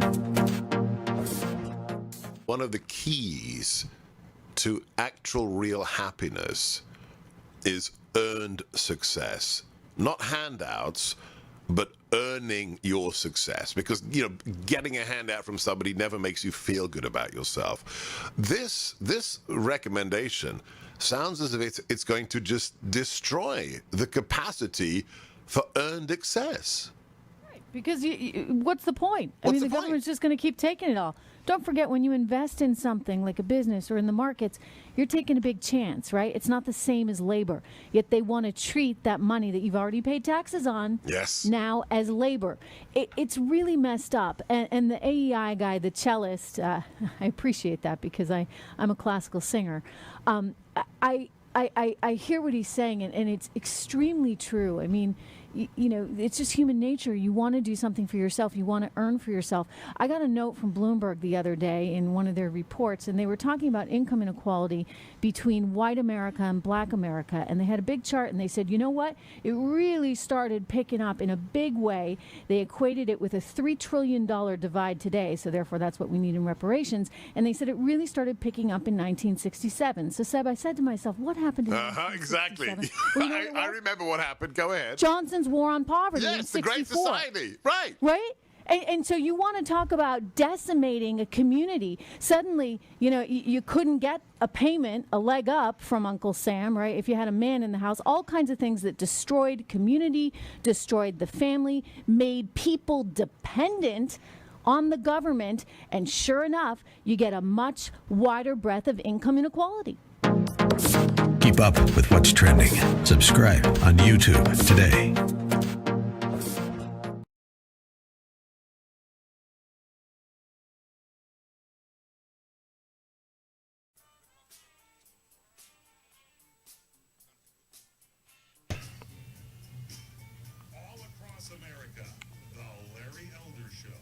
Hey, Larry. I hear that John Kerry may have given the Iranians secret information about Israeli operations. Of course, he's denying it. I wouldn't believe him simply because he's John Kerry. But I think that probably time for Mossad to pay him a visit. They'll get it out of him. I understand they have ways to make people talk. Thanks for your show, Larry. Love it. Hey, Larry, I love you to pieces. You are just the best. But no, John Kerry should not be fired. He should be tried for treason. I am sorry. We have to fight. We can't be nice to people anymore. The more we keep doing this, the more we're going to give our country away. He was treasonous, bottom line. Thank you so much. Bye-bye. Sure. Go ahead. Thank you, ma'am. I have one question about foreign policy and then another about COVID here. So the first one is, in tapes obtained by the New York Times, Iran's foreign minister says that former Secretary of State John Kerry informed him that Israel attacked Iranian interests at least 200 times. As the secretary has shifted roles, he still continues to represent the United States on a world stage. Does the president have any comment or reaction to Kerry telling the Iranians about covert military action on the part of Israel? We're not going to comment on leaked tapes. Okay. All right. Not a problem. I don't even know why I asked. 888-971-SAGE, 888-971-7243. I am Larry Elder. We are ReliefFactor.com studio. Next hour, a professor at University of Vermont, despite pressure to resign after criticizing the university's wokeness, a white professor, put a series of videos on social media and said, I ain't going anywhere. We're going to play you excerpts at least of one of them. And you know that the co-founder of Black Lives Matter purchased this $1.4 million mansion. She was interviewed by a guy named Mark Lamont Hill. Mark Lamont Hill is a far, far lefty. He's a professor, I believe, at Temple University. And he interviewed her. So I stumbled on that. I said, this is going to be entertaining, watching these two hard lefties interview. And this is when Patrisse Cullors was in the thick of this controversy over her buying all this property. And so imagine him interviewing her and asking her about all of this. We're going to have that for you in just a few minutes. Now, I was talking to Dave in Georgia about the Biden plan to expand government and about all these programs and all these taxes. If I were on the left and Jonathan Gruber, the father of Romney Care, publicly said the only way we got the thing to work is because some smart people in Massachusetts figured out a way of ripping off the government to the tune of $400 million, I would say, well, I guess maybe this isn't working. But that doesn't seem to happen with people on the left, does it? The dirty secret in Massachusetts is the feds paid for our bill. Okay? In Massachusetts, we had a very powerful senator you may know named Ted Kennedy. Ted Kennedy and smart people in Massachusetts had basically figured out a way to sort of rip off the feds for about $400 million a year.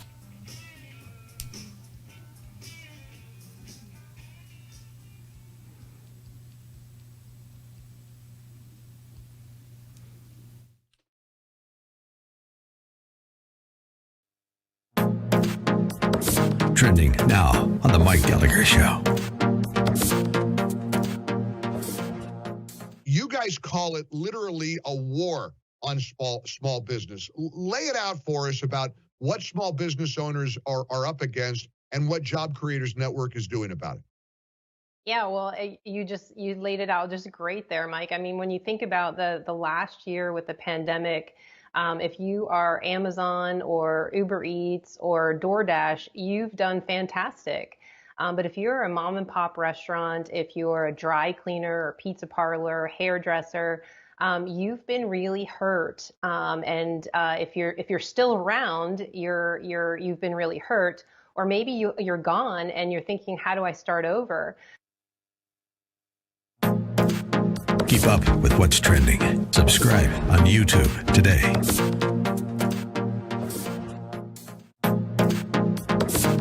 Trending now on the Dennis Prager Show. That at some point in the future, this generation will be regarded as bizarre and irrational as those who believed in witches. And I agree with you. I think it is abusive. Not only is it just, it's not a mistake to make children wear masks. 2-year-olds on airplanes? 2-year-olds? These people are sick. It's because statistically, again, let's rely on the data, right? These people claim to be the party of science, the people who are locking us down and who are forcing children to who respect science. The science tells us that for children, the regular seasonal flu is far more dangerous than is COVID-19. That is right. That's why. Yes. And we have never required that children play basketball with masks on to prevent the flu. Because it would be a ridiculous risk-reward calculation, right? It would be absurd. And all of life, to some extent, is a risk-reward calculation, right, that we all make every single day. Not to some extent. It's exactly what it is. What is the price is the only intelligent question. All right, listen, you let me know when you start your TV thing, and I will happily promote it. Please, and please come on as well. I will happily come on. You've got a face for television, Dennis. I know. Wasted on radio. Completely wasted. Be well, my friend. He's terrific. God. Do you understand, folks? He put up a study that Twitter doesn't agree with. Keep up with what's trending. Subscribe on YouTube today.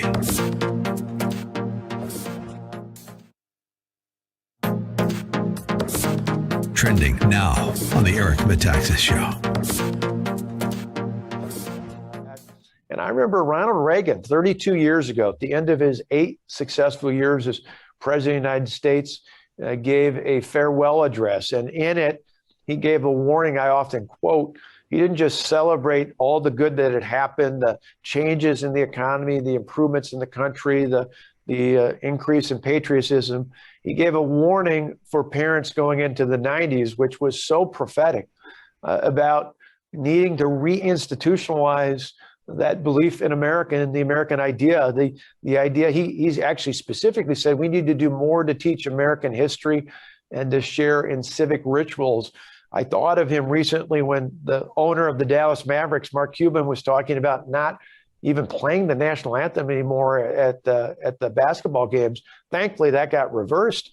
But that, I don't know about you, but for me, things like that were the things that, it honestly didn't even matter whether you were a Democrat or Republican or somewhere in between, young or old.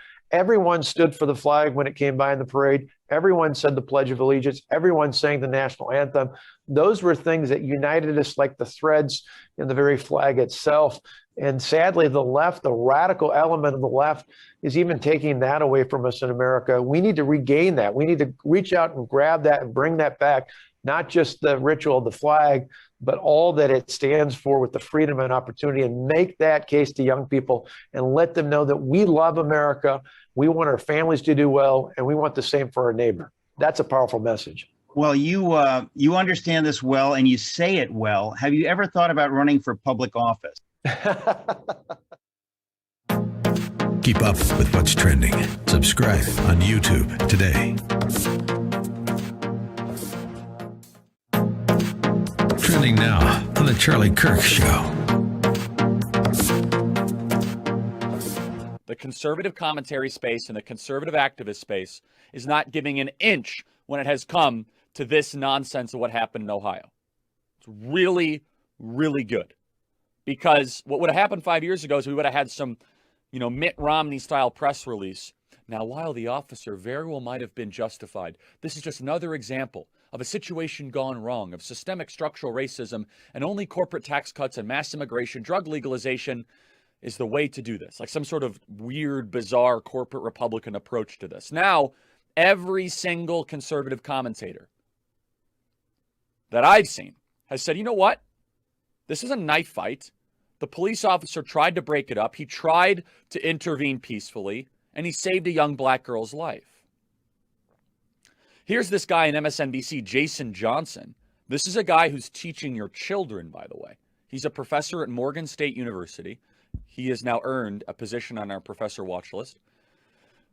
Play cut 97. Nakia Bryant, a 16-year-old girl in Columbus, Ohio, called the police for help. An officer was on the scene, and in 22 seconds, he shot her dead. An honor roll student who's making TikTok videos on makeup and hair. This hasn't stopped. And still, 40 minutes after that ruling, a 16-year-old girl can be shot in front of her house. So no, I'm not hopeful. Because unless there is wholesale change, abolishment of this institution that continues to fail tax-paying black people in this country, everything else is just fanciful thinking. Keep up with what's trending. Subscribe on YouTube today. Trending now on America First with Sebastian Gorka. One of the keys to actual real happiness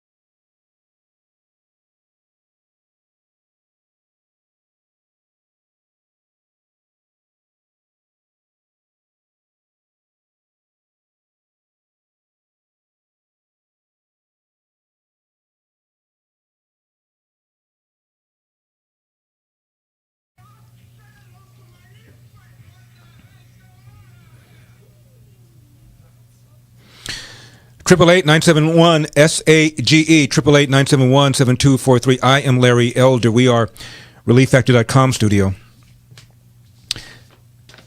I was watching MSNBC Hee Haw today, so you don't have to. Nicole Wallace, who used to be in the George W. Bush administration, believe it or not, I don't think she's a registered Republican anymore. She's interviewing Adam Schiff. And let me just play you part of it. Joining our conversation now is Democratic Congressman Adam Schiff of California, chairman of the House Intelligence Committee. He led that first impeachment trial of the former president. You don't often get to differentiate between the different impeachments of just one-term president, but here we are. And we should say that we knew we had the chance to talk to you before we knew that Rudy Giuliani's home would be searched. So I know we're here to talk about bigger and better things, but first your reaction to that raid.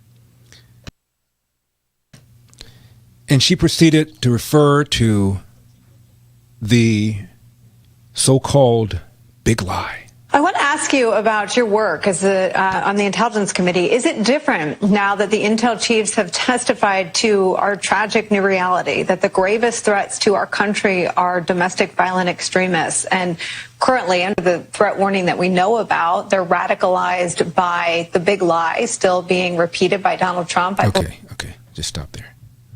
The big lie still being repeated by Donald Trump. There's nobody on CNN, nobody on MSNBC Hee Haw, no pundit, no guest to say, wait a minute, if Donald Trump is pushing the big lie, why is there a no-fly zone over Hillary, who for 4 years, the entirety of the president's term, referred to him as illegitimate, called the election stolen? Oh yeah, she used that word. 4 years. 4 years. John Lewis, the late John Lewis, good trouble, called him illegitimate, refused to attend his inaugural, never attended any of his State of the Union speeches because he was illegitimate. A higher percentage of Democrats, I repeat, a higher percentage of Democrats believe the 2016 election was stolen than Republicans believe the 2020 election was stolen. Chris Cillizza is a senior politics editor over at CNN. And he wrote a piece, and it wasn't positive, it wasn't flattering, trashing Republicans for believing, quote, the big lie, end of quote. Said 70%, 76% of Republicans believe the big lie that there was, quote, widespread fraud, close quote. That's what he said. Gallup, 78% of Democrats believe that the Russians not just interfered, everybody knows they interfered, but that the interference changed the result of the 2016 election. Jay Johnson, Obama's Secretary of Homeland Security, testified under oath. Yeah, the Russians interfered. Yeah, they tried to do this. Yeah, they tried to do that. No evidence they altered the result of the election. None. Now, does it not strike you as odd that the people that watch CNN and MSNBC Hee Haw and read the New York Times and ABC and NBC and Google News believe that the Russians changed the outcome of the election, even though Obama's own guy testified under oath that they didn't?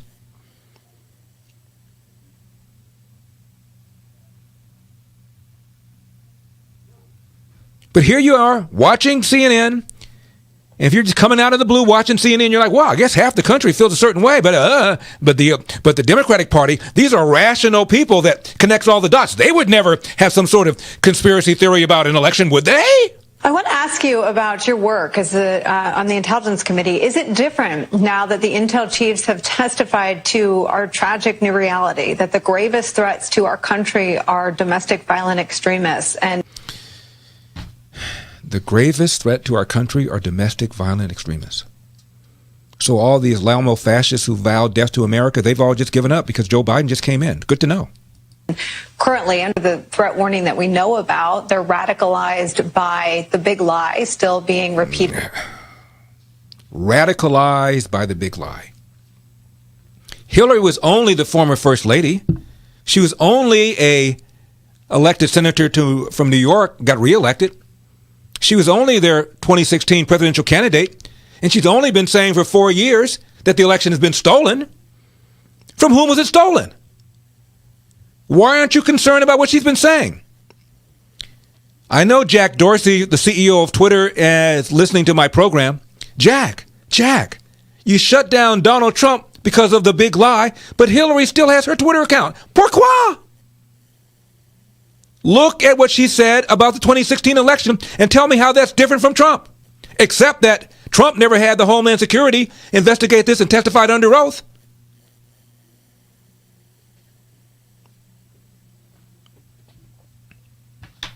So you're allowing half the country to push this narrative that these crazy Republicans over here, for no reason whatsoever, they believe the big lie that the election was stolen. Define stolen. Shutting down the Hunter Biden story? If I'm Donald Trump, I consider that to be stolen. Enough Biden supporters say had they known about this story, they wouldn't have voted for him. 2.5-year collusion investigation. Do you think that engendered independents to vote for Donald Trump? Define stolen.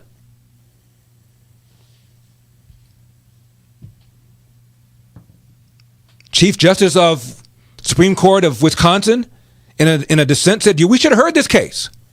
There's enough here on the merits. We should have taken up the case instead of it being dismissed based upon procedural issues, such as they waited too late. 2 prominent law professors,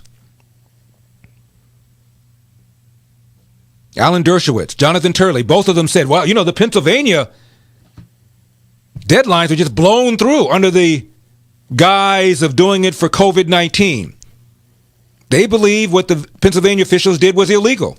And they predicted that Donald Trump's lawsuit about the Pennsylvania election not only would be taken up by the Supreme Court, which it wasn't, but they both predicted that he was going to prevail, which he didn't. And my point is, Donald Trump has far more reason to grumble than does Hillary. Yet Hillary got a complete pass for saying the election was stolen. Nobody accused her of the big lie, to my knowledge. Outrageous. An outrageous double standard that we have to deal with all the time. Now, I was just reading a piece about Gandhi. Lived a life of poverty and self-sacrifice. Made his own clothes. Dressed like a peasant. Even when he met with British royalty. Said it would be respectful to those who are fighting. I read a story about MLK. That his friend Harry Belafonte had to buy a life insurance policy for him because MLK could not care less about money.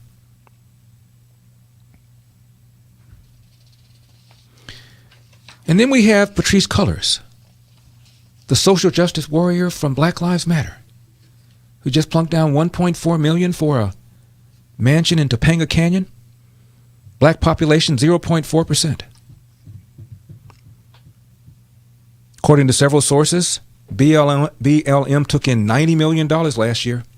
Michael Brown Sr., the father of Michael Brown, says he's received a whopping $500 so far. The mother of Breonna Taylor calls Black Lives Matter a scam. Send your cards and letter to her. I didn't say it. But how does she justify the home or the home she's buying? Well, she's asked that by a left-wing professor named Mark Lamont Hill. Hysterical. I'm Larry Elder.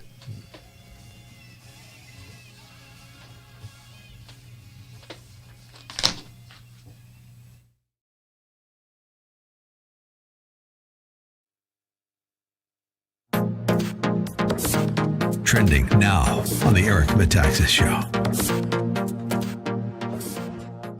You stood up to the radicals in Wisconsin rather famously.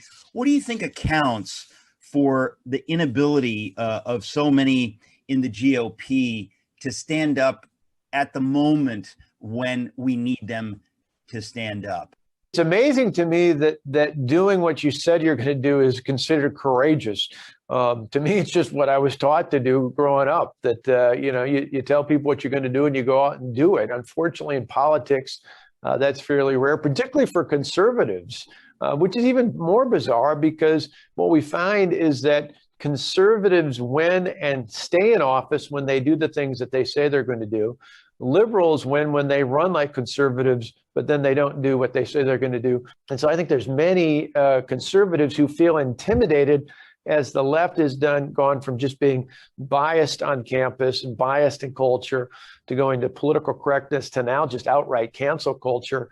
And I think there are far too many conservatives who are intimidated, which is exactly the intention. The reason why they want to cancel out all conservative voices in our society these days is because our ideas work. And so if you somehow are allowed to expose those ideas, particularly to young minds, and you make the case, for example, the failures of socialism in a place like Cuba or Venezuela versus the success of freedom and opportunity in America, you can see plainly, the facts clearly show that it succeeds. But somehow we get intimidated, and it's really compounded, particularly in this last year, where the left has been very, very effective. Keep up with what's trending. Subscribe on YouTube today.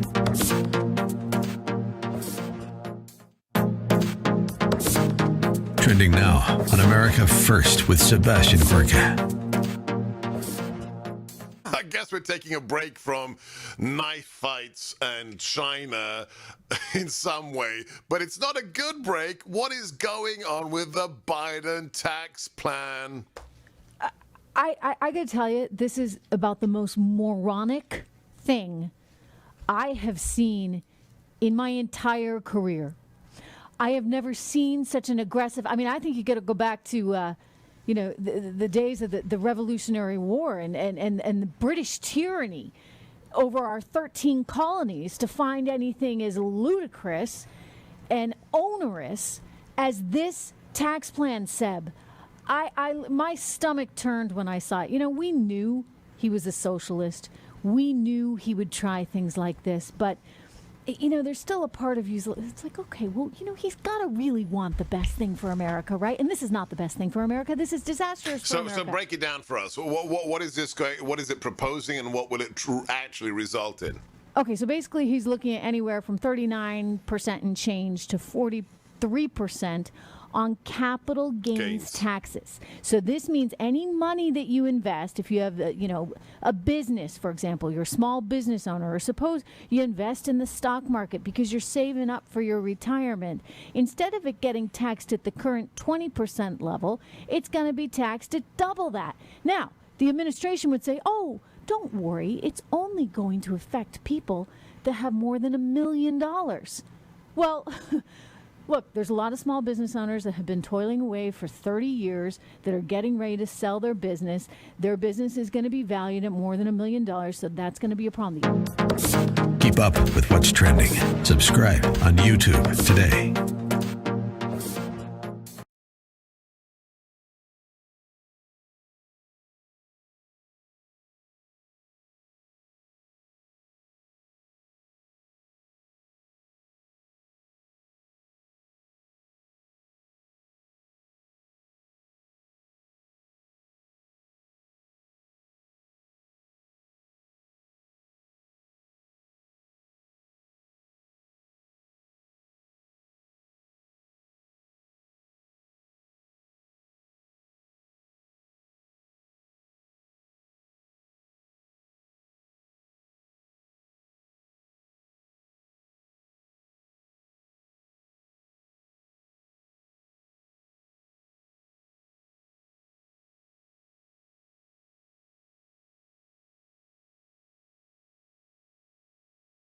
We are ReliefFactor.com studio. If you don't believe that the Georgia election law is Jim Crow on steroids, go to my website, LarryElder.com. You'll see the Stand with Georgia banner and click it on and sign the petition. All we're trying to do is ensure voter integrity. Now, tonight, President Biden is going to talk about all the wonderful programs we're going to invest in. You see, he's going to take our money and going to invest it, in things that generate income for us. Except it doesn't, does it? I'm in California. There are two houses of legislature, the Senate and the Assembly. They both have Democrat super majorities. They don't need Republicans at all. And as a result, the state is spent and spent and spent and spent. And some years ago, the California state treasurer, a Democrat, named John Lockyer, made a plea to the legislature. It was classic. This is the culture. But I'm sorry, 2/3 of the bills that I see come out of the assembly, if they never saw the light of day, God bless it. And there's too much. It's almost a courtesy that you're expected to move the junk along because I'm working with the groups and we're going to work this out in the next whatever. Just stop it. Just stop it.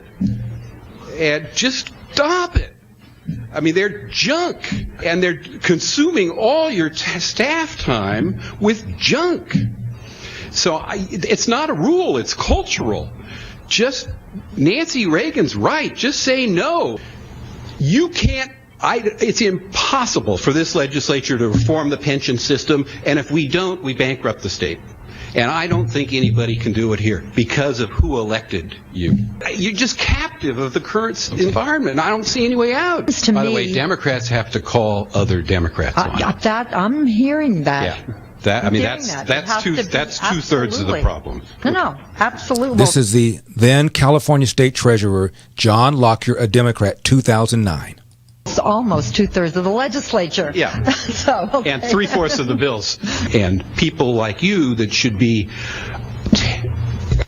doing the oversight so that we manage smartly aren't. You aren't. And particularly, I would say to the Democrats, in an era when we aren't going to have tax increases, give it up.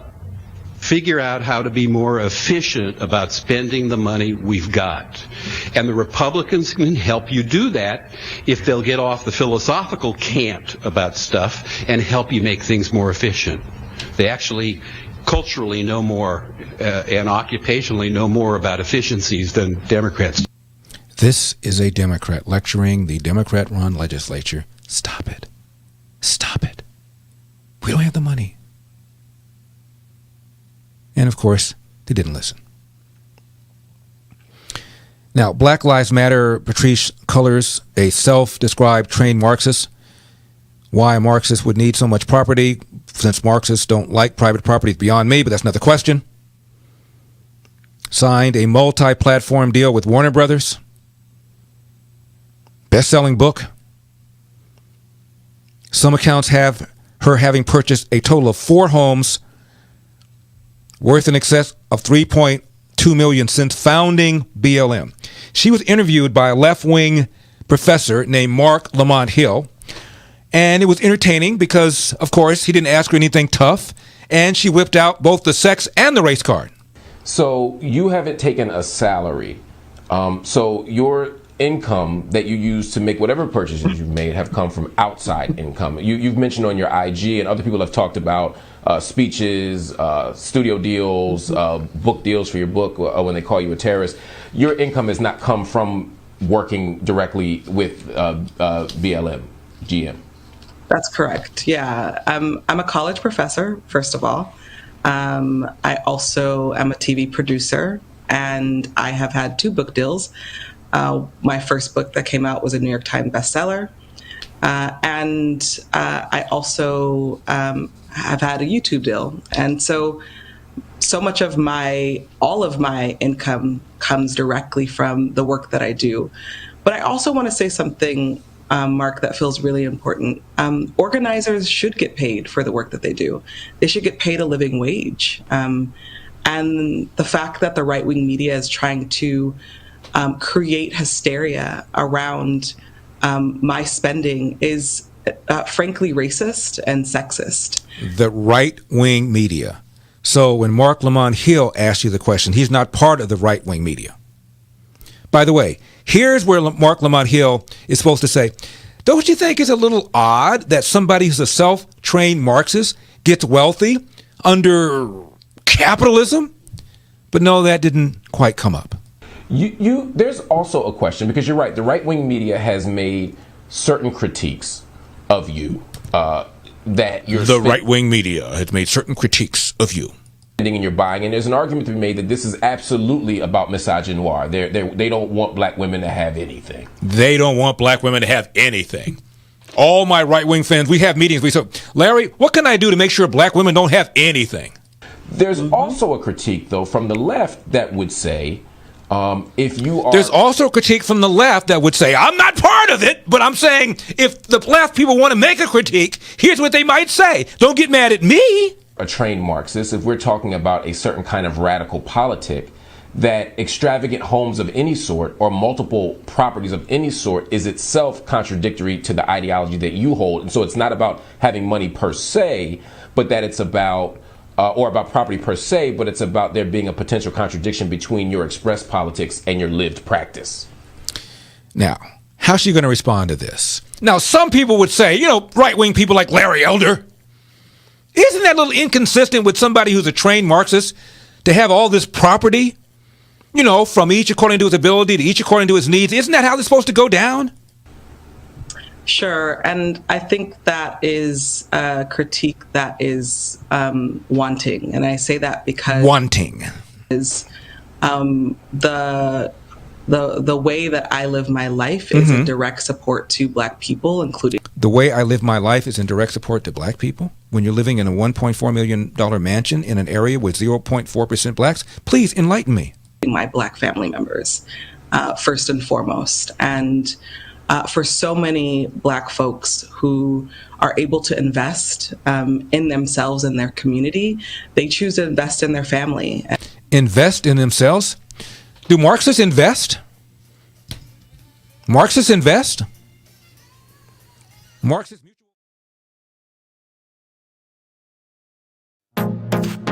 Trending now on The Charlie Kirk Show. The conservative commentary space and the conservative activist space is not giving an inch when it has come to this nonsense of what happened in Ohio. It's really, really good. Because what would have happened 5 years ago is we would have had some, Mitt Romney-style press release. Now, while the officer very well might have been justified, this is just another example of a situation gone wrong, of systemic structural racism, and only corporate tax cuts and mass immigration, drug legalization is the way to do this. Like some sort of weird, bizarre corporate Republican approach to this. Now, every single conservative commentator that I've seen has said, you know what? This is a knife fight. The police officer tried to break it up. He tried to intervene peacefully, and he saved a young black girl's life. Here's this guy in MSNBC, Jason Johnson. This is a guy who's teaching your children, by the way. He's a professor at Morgan State University. He has now earned a position on our professor watch list. Play cut 97. Nakia Bryant, a 16-year-old girl in Columbus, Ohio, called the police for help. An officer was on the scene, and in 22 seconds, he shot her dead. An honor roll student who's making TikTok videos on makeup and hair. This hasn't stopped. And still, 40 minutes after that ruling, a 16-year-old girl can be shot in front of her house. So no, I'm not hopeful. Because unless there is wholesale change, abolishment of this institution that continues to fail tax-paying black people in this country, everything else is just fanciful thinking. Keep up with what's trending. Subscribe on YouTube today. Trending now on America First with Sebastian Gorka. One one of the keys to actual real happiness is earned success, not handouts, but earning your success. Because, you know, getting a handout from somebody never makes you feel good about yourself. This recommendation sounds as if it's going to just destroy the capacity for earned excess. Because what's the point? I mean, the government's just going to keep taking it all. Don't forget, when you invest in something like a business or in the markets, you're taking a big chance, right? It's not the same as labor. Yet they want to treat that money that you've already paid taxes on now as labor.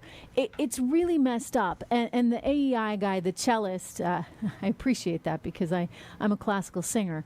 I hear what he's saying, and it's extremely true. I mean, you know, it's just human nature. You want to do something for yourself. You want to earn for yourself. I got a note from Bloomberg the other day in one of their reports, and they were talking about income inequality between white America and black America. And they had a big chart, and they said, you know what? It really started picking up in a big way. They equated it with a $3 trillion divide today, so therefore that's what we need in reparations. And they said it really started picking up in 1967. So, Seb, I said to myself, what happened in 1967? Exactly. Well, you know I remember what happened. Go ahead. Johnson's War on Poverty in Yes, the 64. Great Society. Right. Right? And so you want to talk about decimating a community. Suddenly, you know, you couldn't get a payment, a leg up from Uncle Sam, right? If you had a man in the house, all kinds of things that destroyed community, destroyed the family, made people dependent on the government. And sure enough, you get a much wider breadth of income inequality. Keep up with what's trending. Subscribe on YouTube today. Trending now on the Dennis Prager.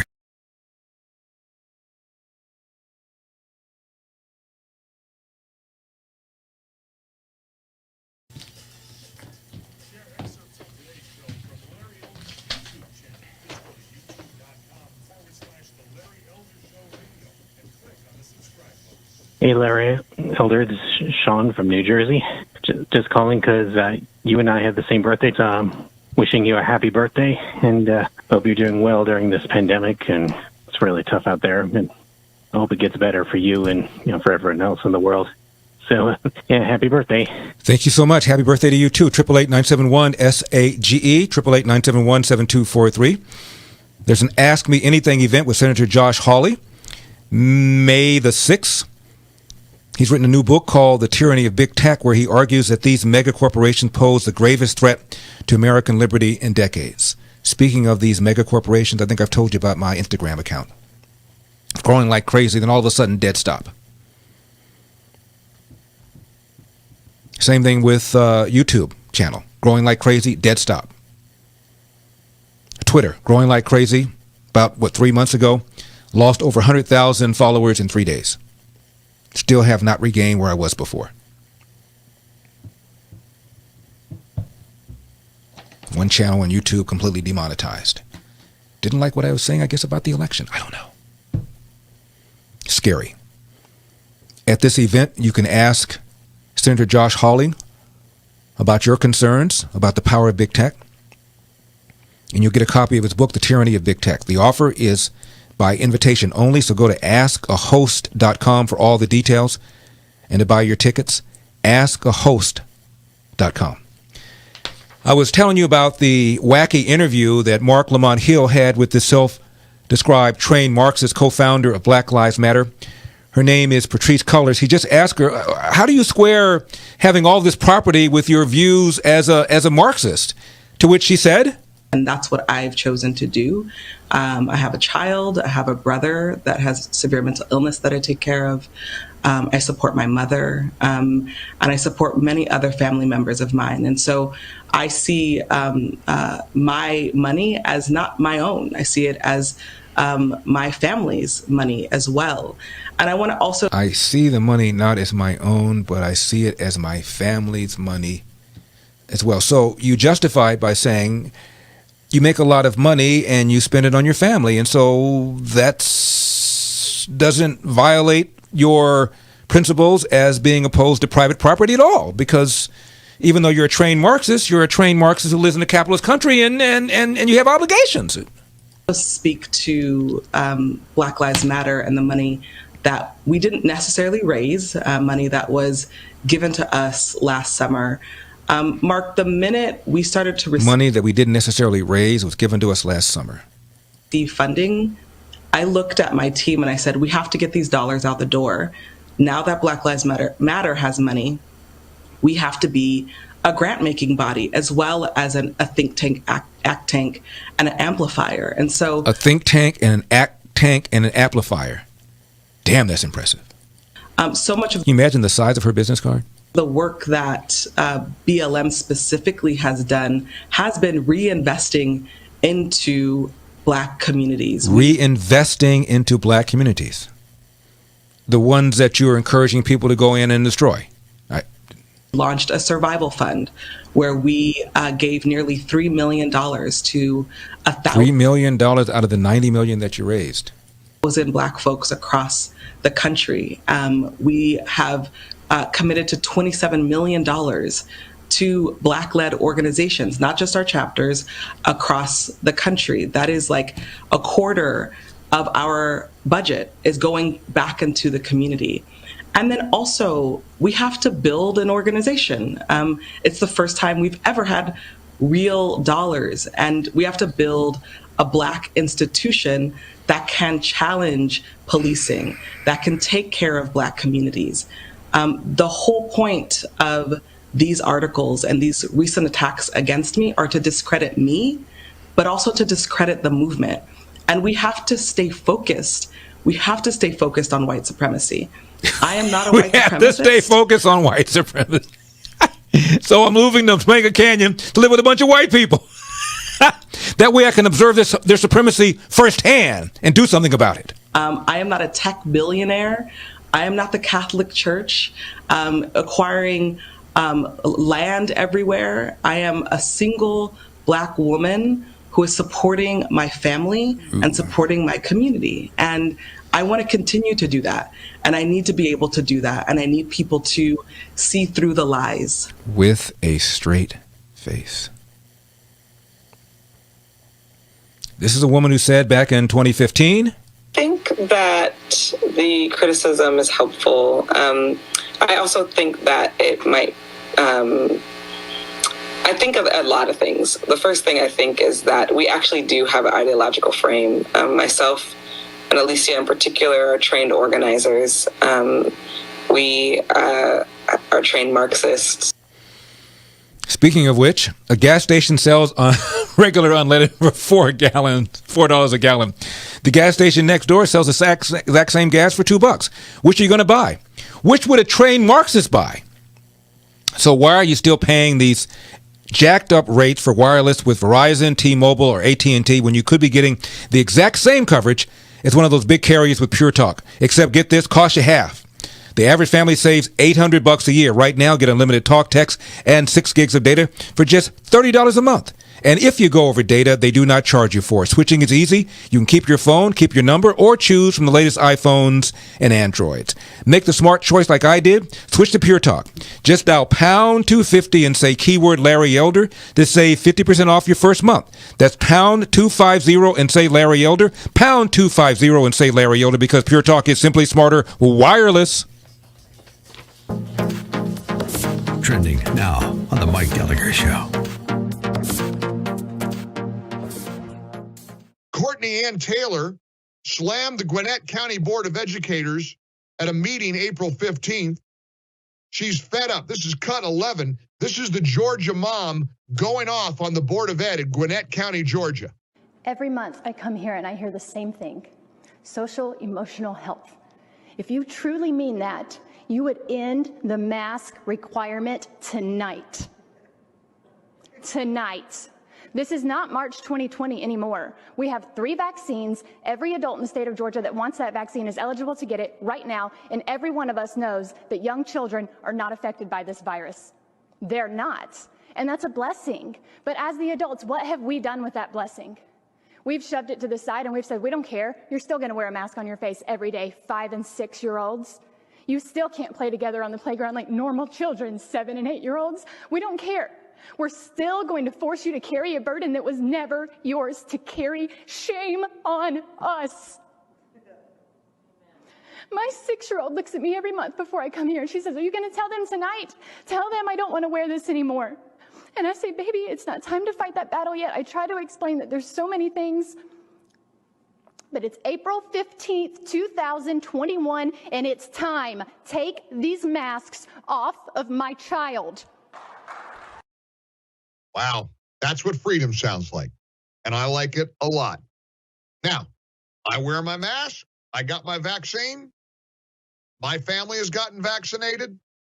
But we get to decide what we do as Americans. We get to make those choices, don't we? Keep up with what's trending. Subscribe on YouTube today. Trending now on The Charlie Kirk Show. Joy Reid, who's really special, she's more concerned about the white officer and doesn't actually care about the lives of the other girl. Cut 99. I don't know the details of what happened beforehand, but I am bothered that no one is asking what could have scared a 16-year-old girl enough that she felt she had to grab a kitchen knife facing 2 adult women. Right? People are just, no one's asking what would have scared a kid who's in a foster situation so much that she felt that she needed to defend herself or pick up a knife. Like, no one's asking that about her. They're just saying people with this sort of concern trolling, pretending they care so much about those other 2 women. And Brittany pointed that on social media last night. Do we really think these people are so concerned about those other 2 black women? Well, Joy Reid, are you trying to say that there might be structural family problems in the black community? I'm happy to have that robust discussion with you. Are you?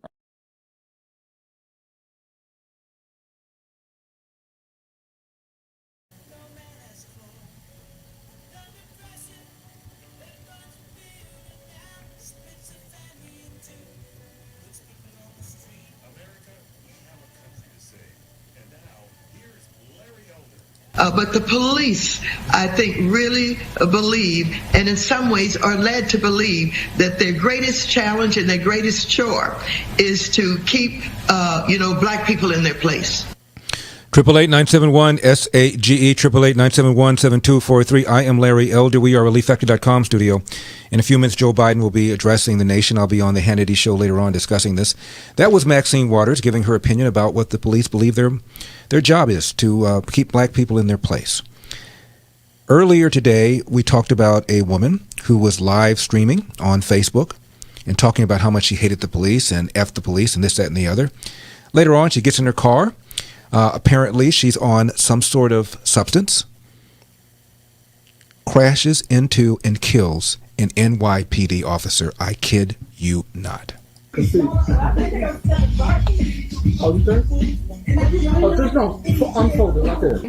I will see you guys next Monday at 6:30. This is at the end of her chat. In a few hours, she will have killed an NYPD officer. PM back here on Face Reality Radio, on the Instagram and on the Facebook. And until then, the police. Until then, F the police. And within a few hours of saying F the police, she literally killed an NYPD officer. That kind of rhetoric by Maxine Waters, to what degree is that encouraging people like that? After all, Donald Trump gives a speech and says, I want people to peacefully let their voices heard. He's inciting an insurrection. He's like a magician. He tells his followers to do this, and they do it. You think the rhetoric of Maxine Waters, the rhetoric of people like Eric Holder, Barack Obama, Al Sharpton, Black Lives Matter, is causing people like this young lady to do what she just now did? One more time, it is a lie that the police are disproportionately targeted, that blacks are disproportionately targeted by the police because they're black. Peter Kirsanow, black attorney, U.S. Civil Rights Commission. For the last 30 years, that premise that blacks are disproportionately targeted, arrested, shot by cops is completely false, and all you have to do is look at the Department of Justice statistics. And we've looked at these kinds of things in the Civil Rights Commission. There are copious studies on this. Just for example, and this is pretty bad, frankly, The Justice Department stats show that blacks are in fact killed 2.5 times more often than whites are by policemen. However, when you take a look at, remember that statistic, 2.5 times more frequently, but that's far less than what the data would predict given black crime rates. Take New York City, for example. Blacks are not 2.5 times more likely to commit crimes. Blacks in New York City are 35 times more likely to commit robberies than whites, 38 times more likely to commit murders, and 51 times more likely to engage in shootings, regardless of whether or not it results in a homicide. So when you think about 2.5 times versus 51 times, the type of police involvement that you would expect from those kinds of stats is far below than what would be predicted. And that has consequences in regard to what's known as the Ferguson effect. What we saw is, and Heather McDonald, the great scholar from Manhattan Institute, has done a number of studies on this, great work on this, testified before the Civil Rights Commission showing that because of these protests and the consequences of it, police withdraw from active and proactive policing, and sometimes the city administrations tell them to, as we saw with the mayor of Baltimore. The Obama administration had consent decrees which changed police practices, so police withdrew from active policing. That consequence is profound because despite the fact that we've had decades of a decline in the crime rate, right after Ferguson, we saw a significant spike in violent crimes, most especially in those cities which witnessed the types of high-profile shootings and protests that resulted in police drawing back. And speaking of the Ferguson effect and the scholar Heather McDonald, to whom Peter Kirsanow referred. Well, the Ferguson effect is the twin phenomenon of officers backing off of proactive policing and the resulting increase in crime. Last year, we had the largest one-year increase in homicide in nearly a half century. The vast majority of the victims of that homicide increase have been black. The reason for this crime increase, I believe, is that officers are living today under a false and dangerous narrative that says that they are shot through with systemic racism, that we're living through an epidemic of racially biased police shootings, and that the type of proactive policing that I think is responsible for a 20-year crime decline that this nation has enjoyed is under attack as racially oppressive. And by proactive policing, what I mean, Doug, is the vast universe of discretionary activities that officers can but do not have to engage in based on their knowledge of criminal behavior and observation on the street. Above all, pedestrian stops, what's known as stop, question, and frisk, and low-level public order enforcement, otherwise known as broken windows policing. Cops are doing much less of that in inner-city areas, and as a result, crime is going up. We talked about compliance. I read you the letter earlier from that writer whose piece appeared in the Baltimore Sun. It's up on LarryElder.com. Remember the shooting in Brooklyn Center?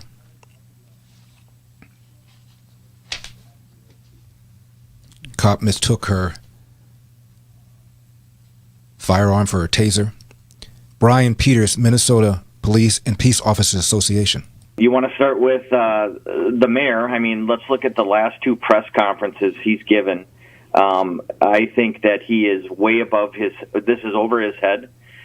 He fired Tim Gannon, a chief of police who led with integrity, always trying to do the right thing. And I think that at the end of the day, both Kurt Bogany, the former city manager, and Tim Gannon were, political pawns in whatever game the current mayor is playing. Kurt Bogany was a city manager for over 34 years. And because they, in a press conference, in my opinion, said that the officer is afforded the right of due process, they were fired because of that statement. If I were the mayor, I would not allow the political activists to run the show. A press conference is just that. It's a press conference. It's where media and press are invited. And I have a little bit of inside information on the first press conference that was given where Kurt Bogany and Tim Gannon did speak. This is the Minnesota Police and Peace Officers Association, very angry that, in their opinion, due process was not afforded the police officers involved. We'll talk about this on the other side. Now, Pete and Seth Talbot are on a mission. They want to double their number of Relief Factor customers this year, and they're on their way to doing that. Here's their deal.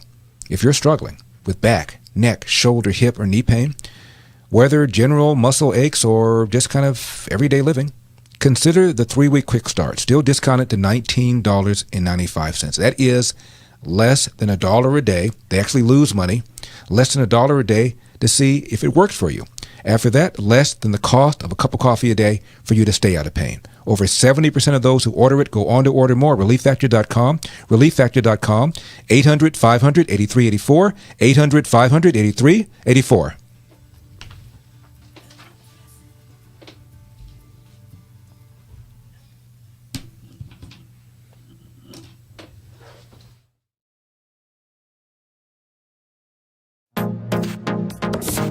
Trending now on the Dennis Prager Show. The fact that it is a government-published study doesn't even matter. Mm-hmm. Yeah, and they took you down, not just that tweet. Correct. I could not access Twitter at all. Not only could I not post, I didn't realize that's how that worked. I hadn't been put. Oh, you couldn't even oh my God, I couldn't access the other Twitter. I couldn't get to Twitter, and you know what? Which, shame on me, and I'm fixing this now in my own life, is I realize how much I depend on Twitter just for my political news and my knowledge, and to do broadcasting, right? And it really was a hamstring to not have that. I understand. And I've got to fix that because I don't want to be dependent on it, and because in all likelihood I anticipate I will get banned permanently. It's sort of a system, so now I've got a big strike, and I'm not going to stop talking about it. I'm not going to be intimidated. To your point too about children, as a father, this drove me crazy. My son, in a very abbreviated basketball season, because Governor Pritzker in Illinois, one of the worst governors in America, forbade sports for almost all of the school year. Now, at the very we're really having dropouts finally here. allowed basketball. Okay, so we were able to play basketball, thank goodness. And my son loves hoops, and I love watching and coached him for years. But you know what? These poor children, they had to wear masks in basketball on the court, Dennis. I mean, you know how high-intensity cardiovascular the sport of basketball. We can only pray that at some point in the future, this generation will be regarded as bizarre and irrational as those who believed in witches. And I agree with you. I think it is abusive. Not only is it's not a mistake to make children wear masks. 2-year-olds on airplanes? 2-year-olds? These people are sick.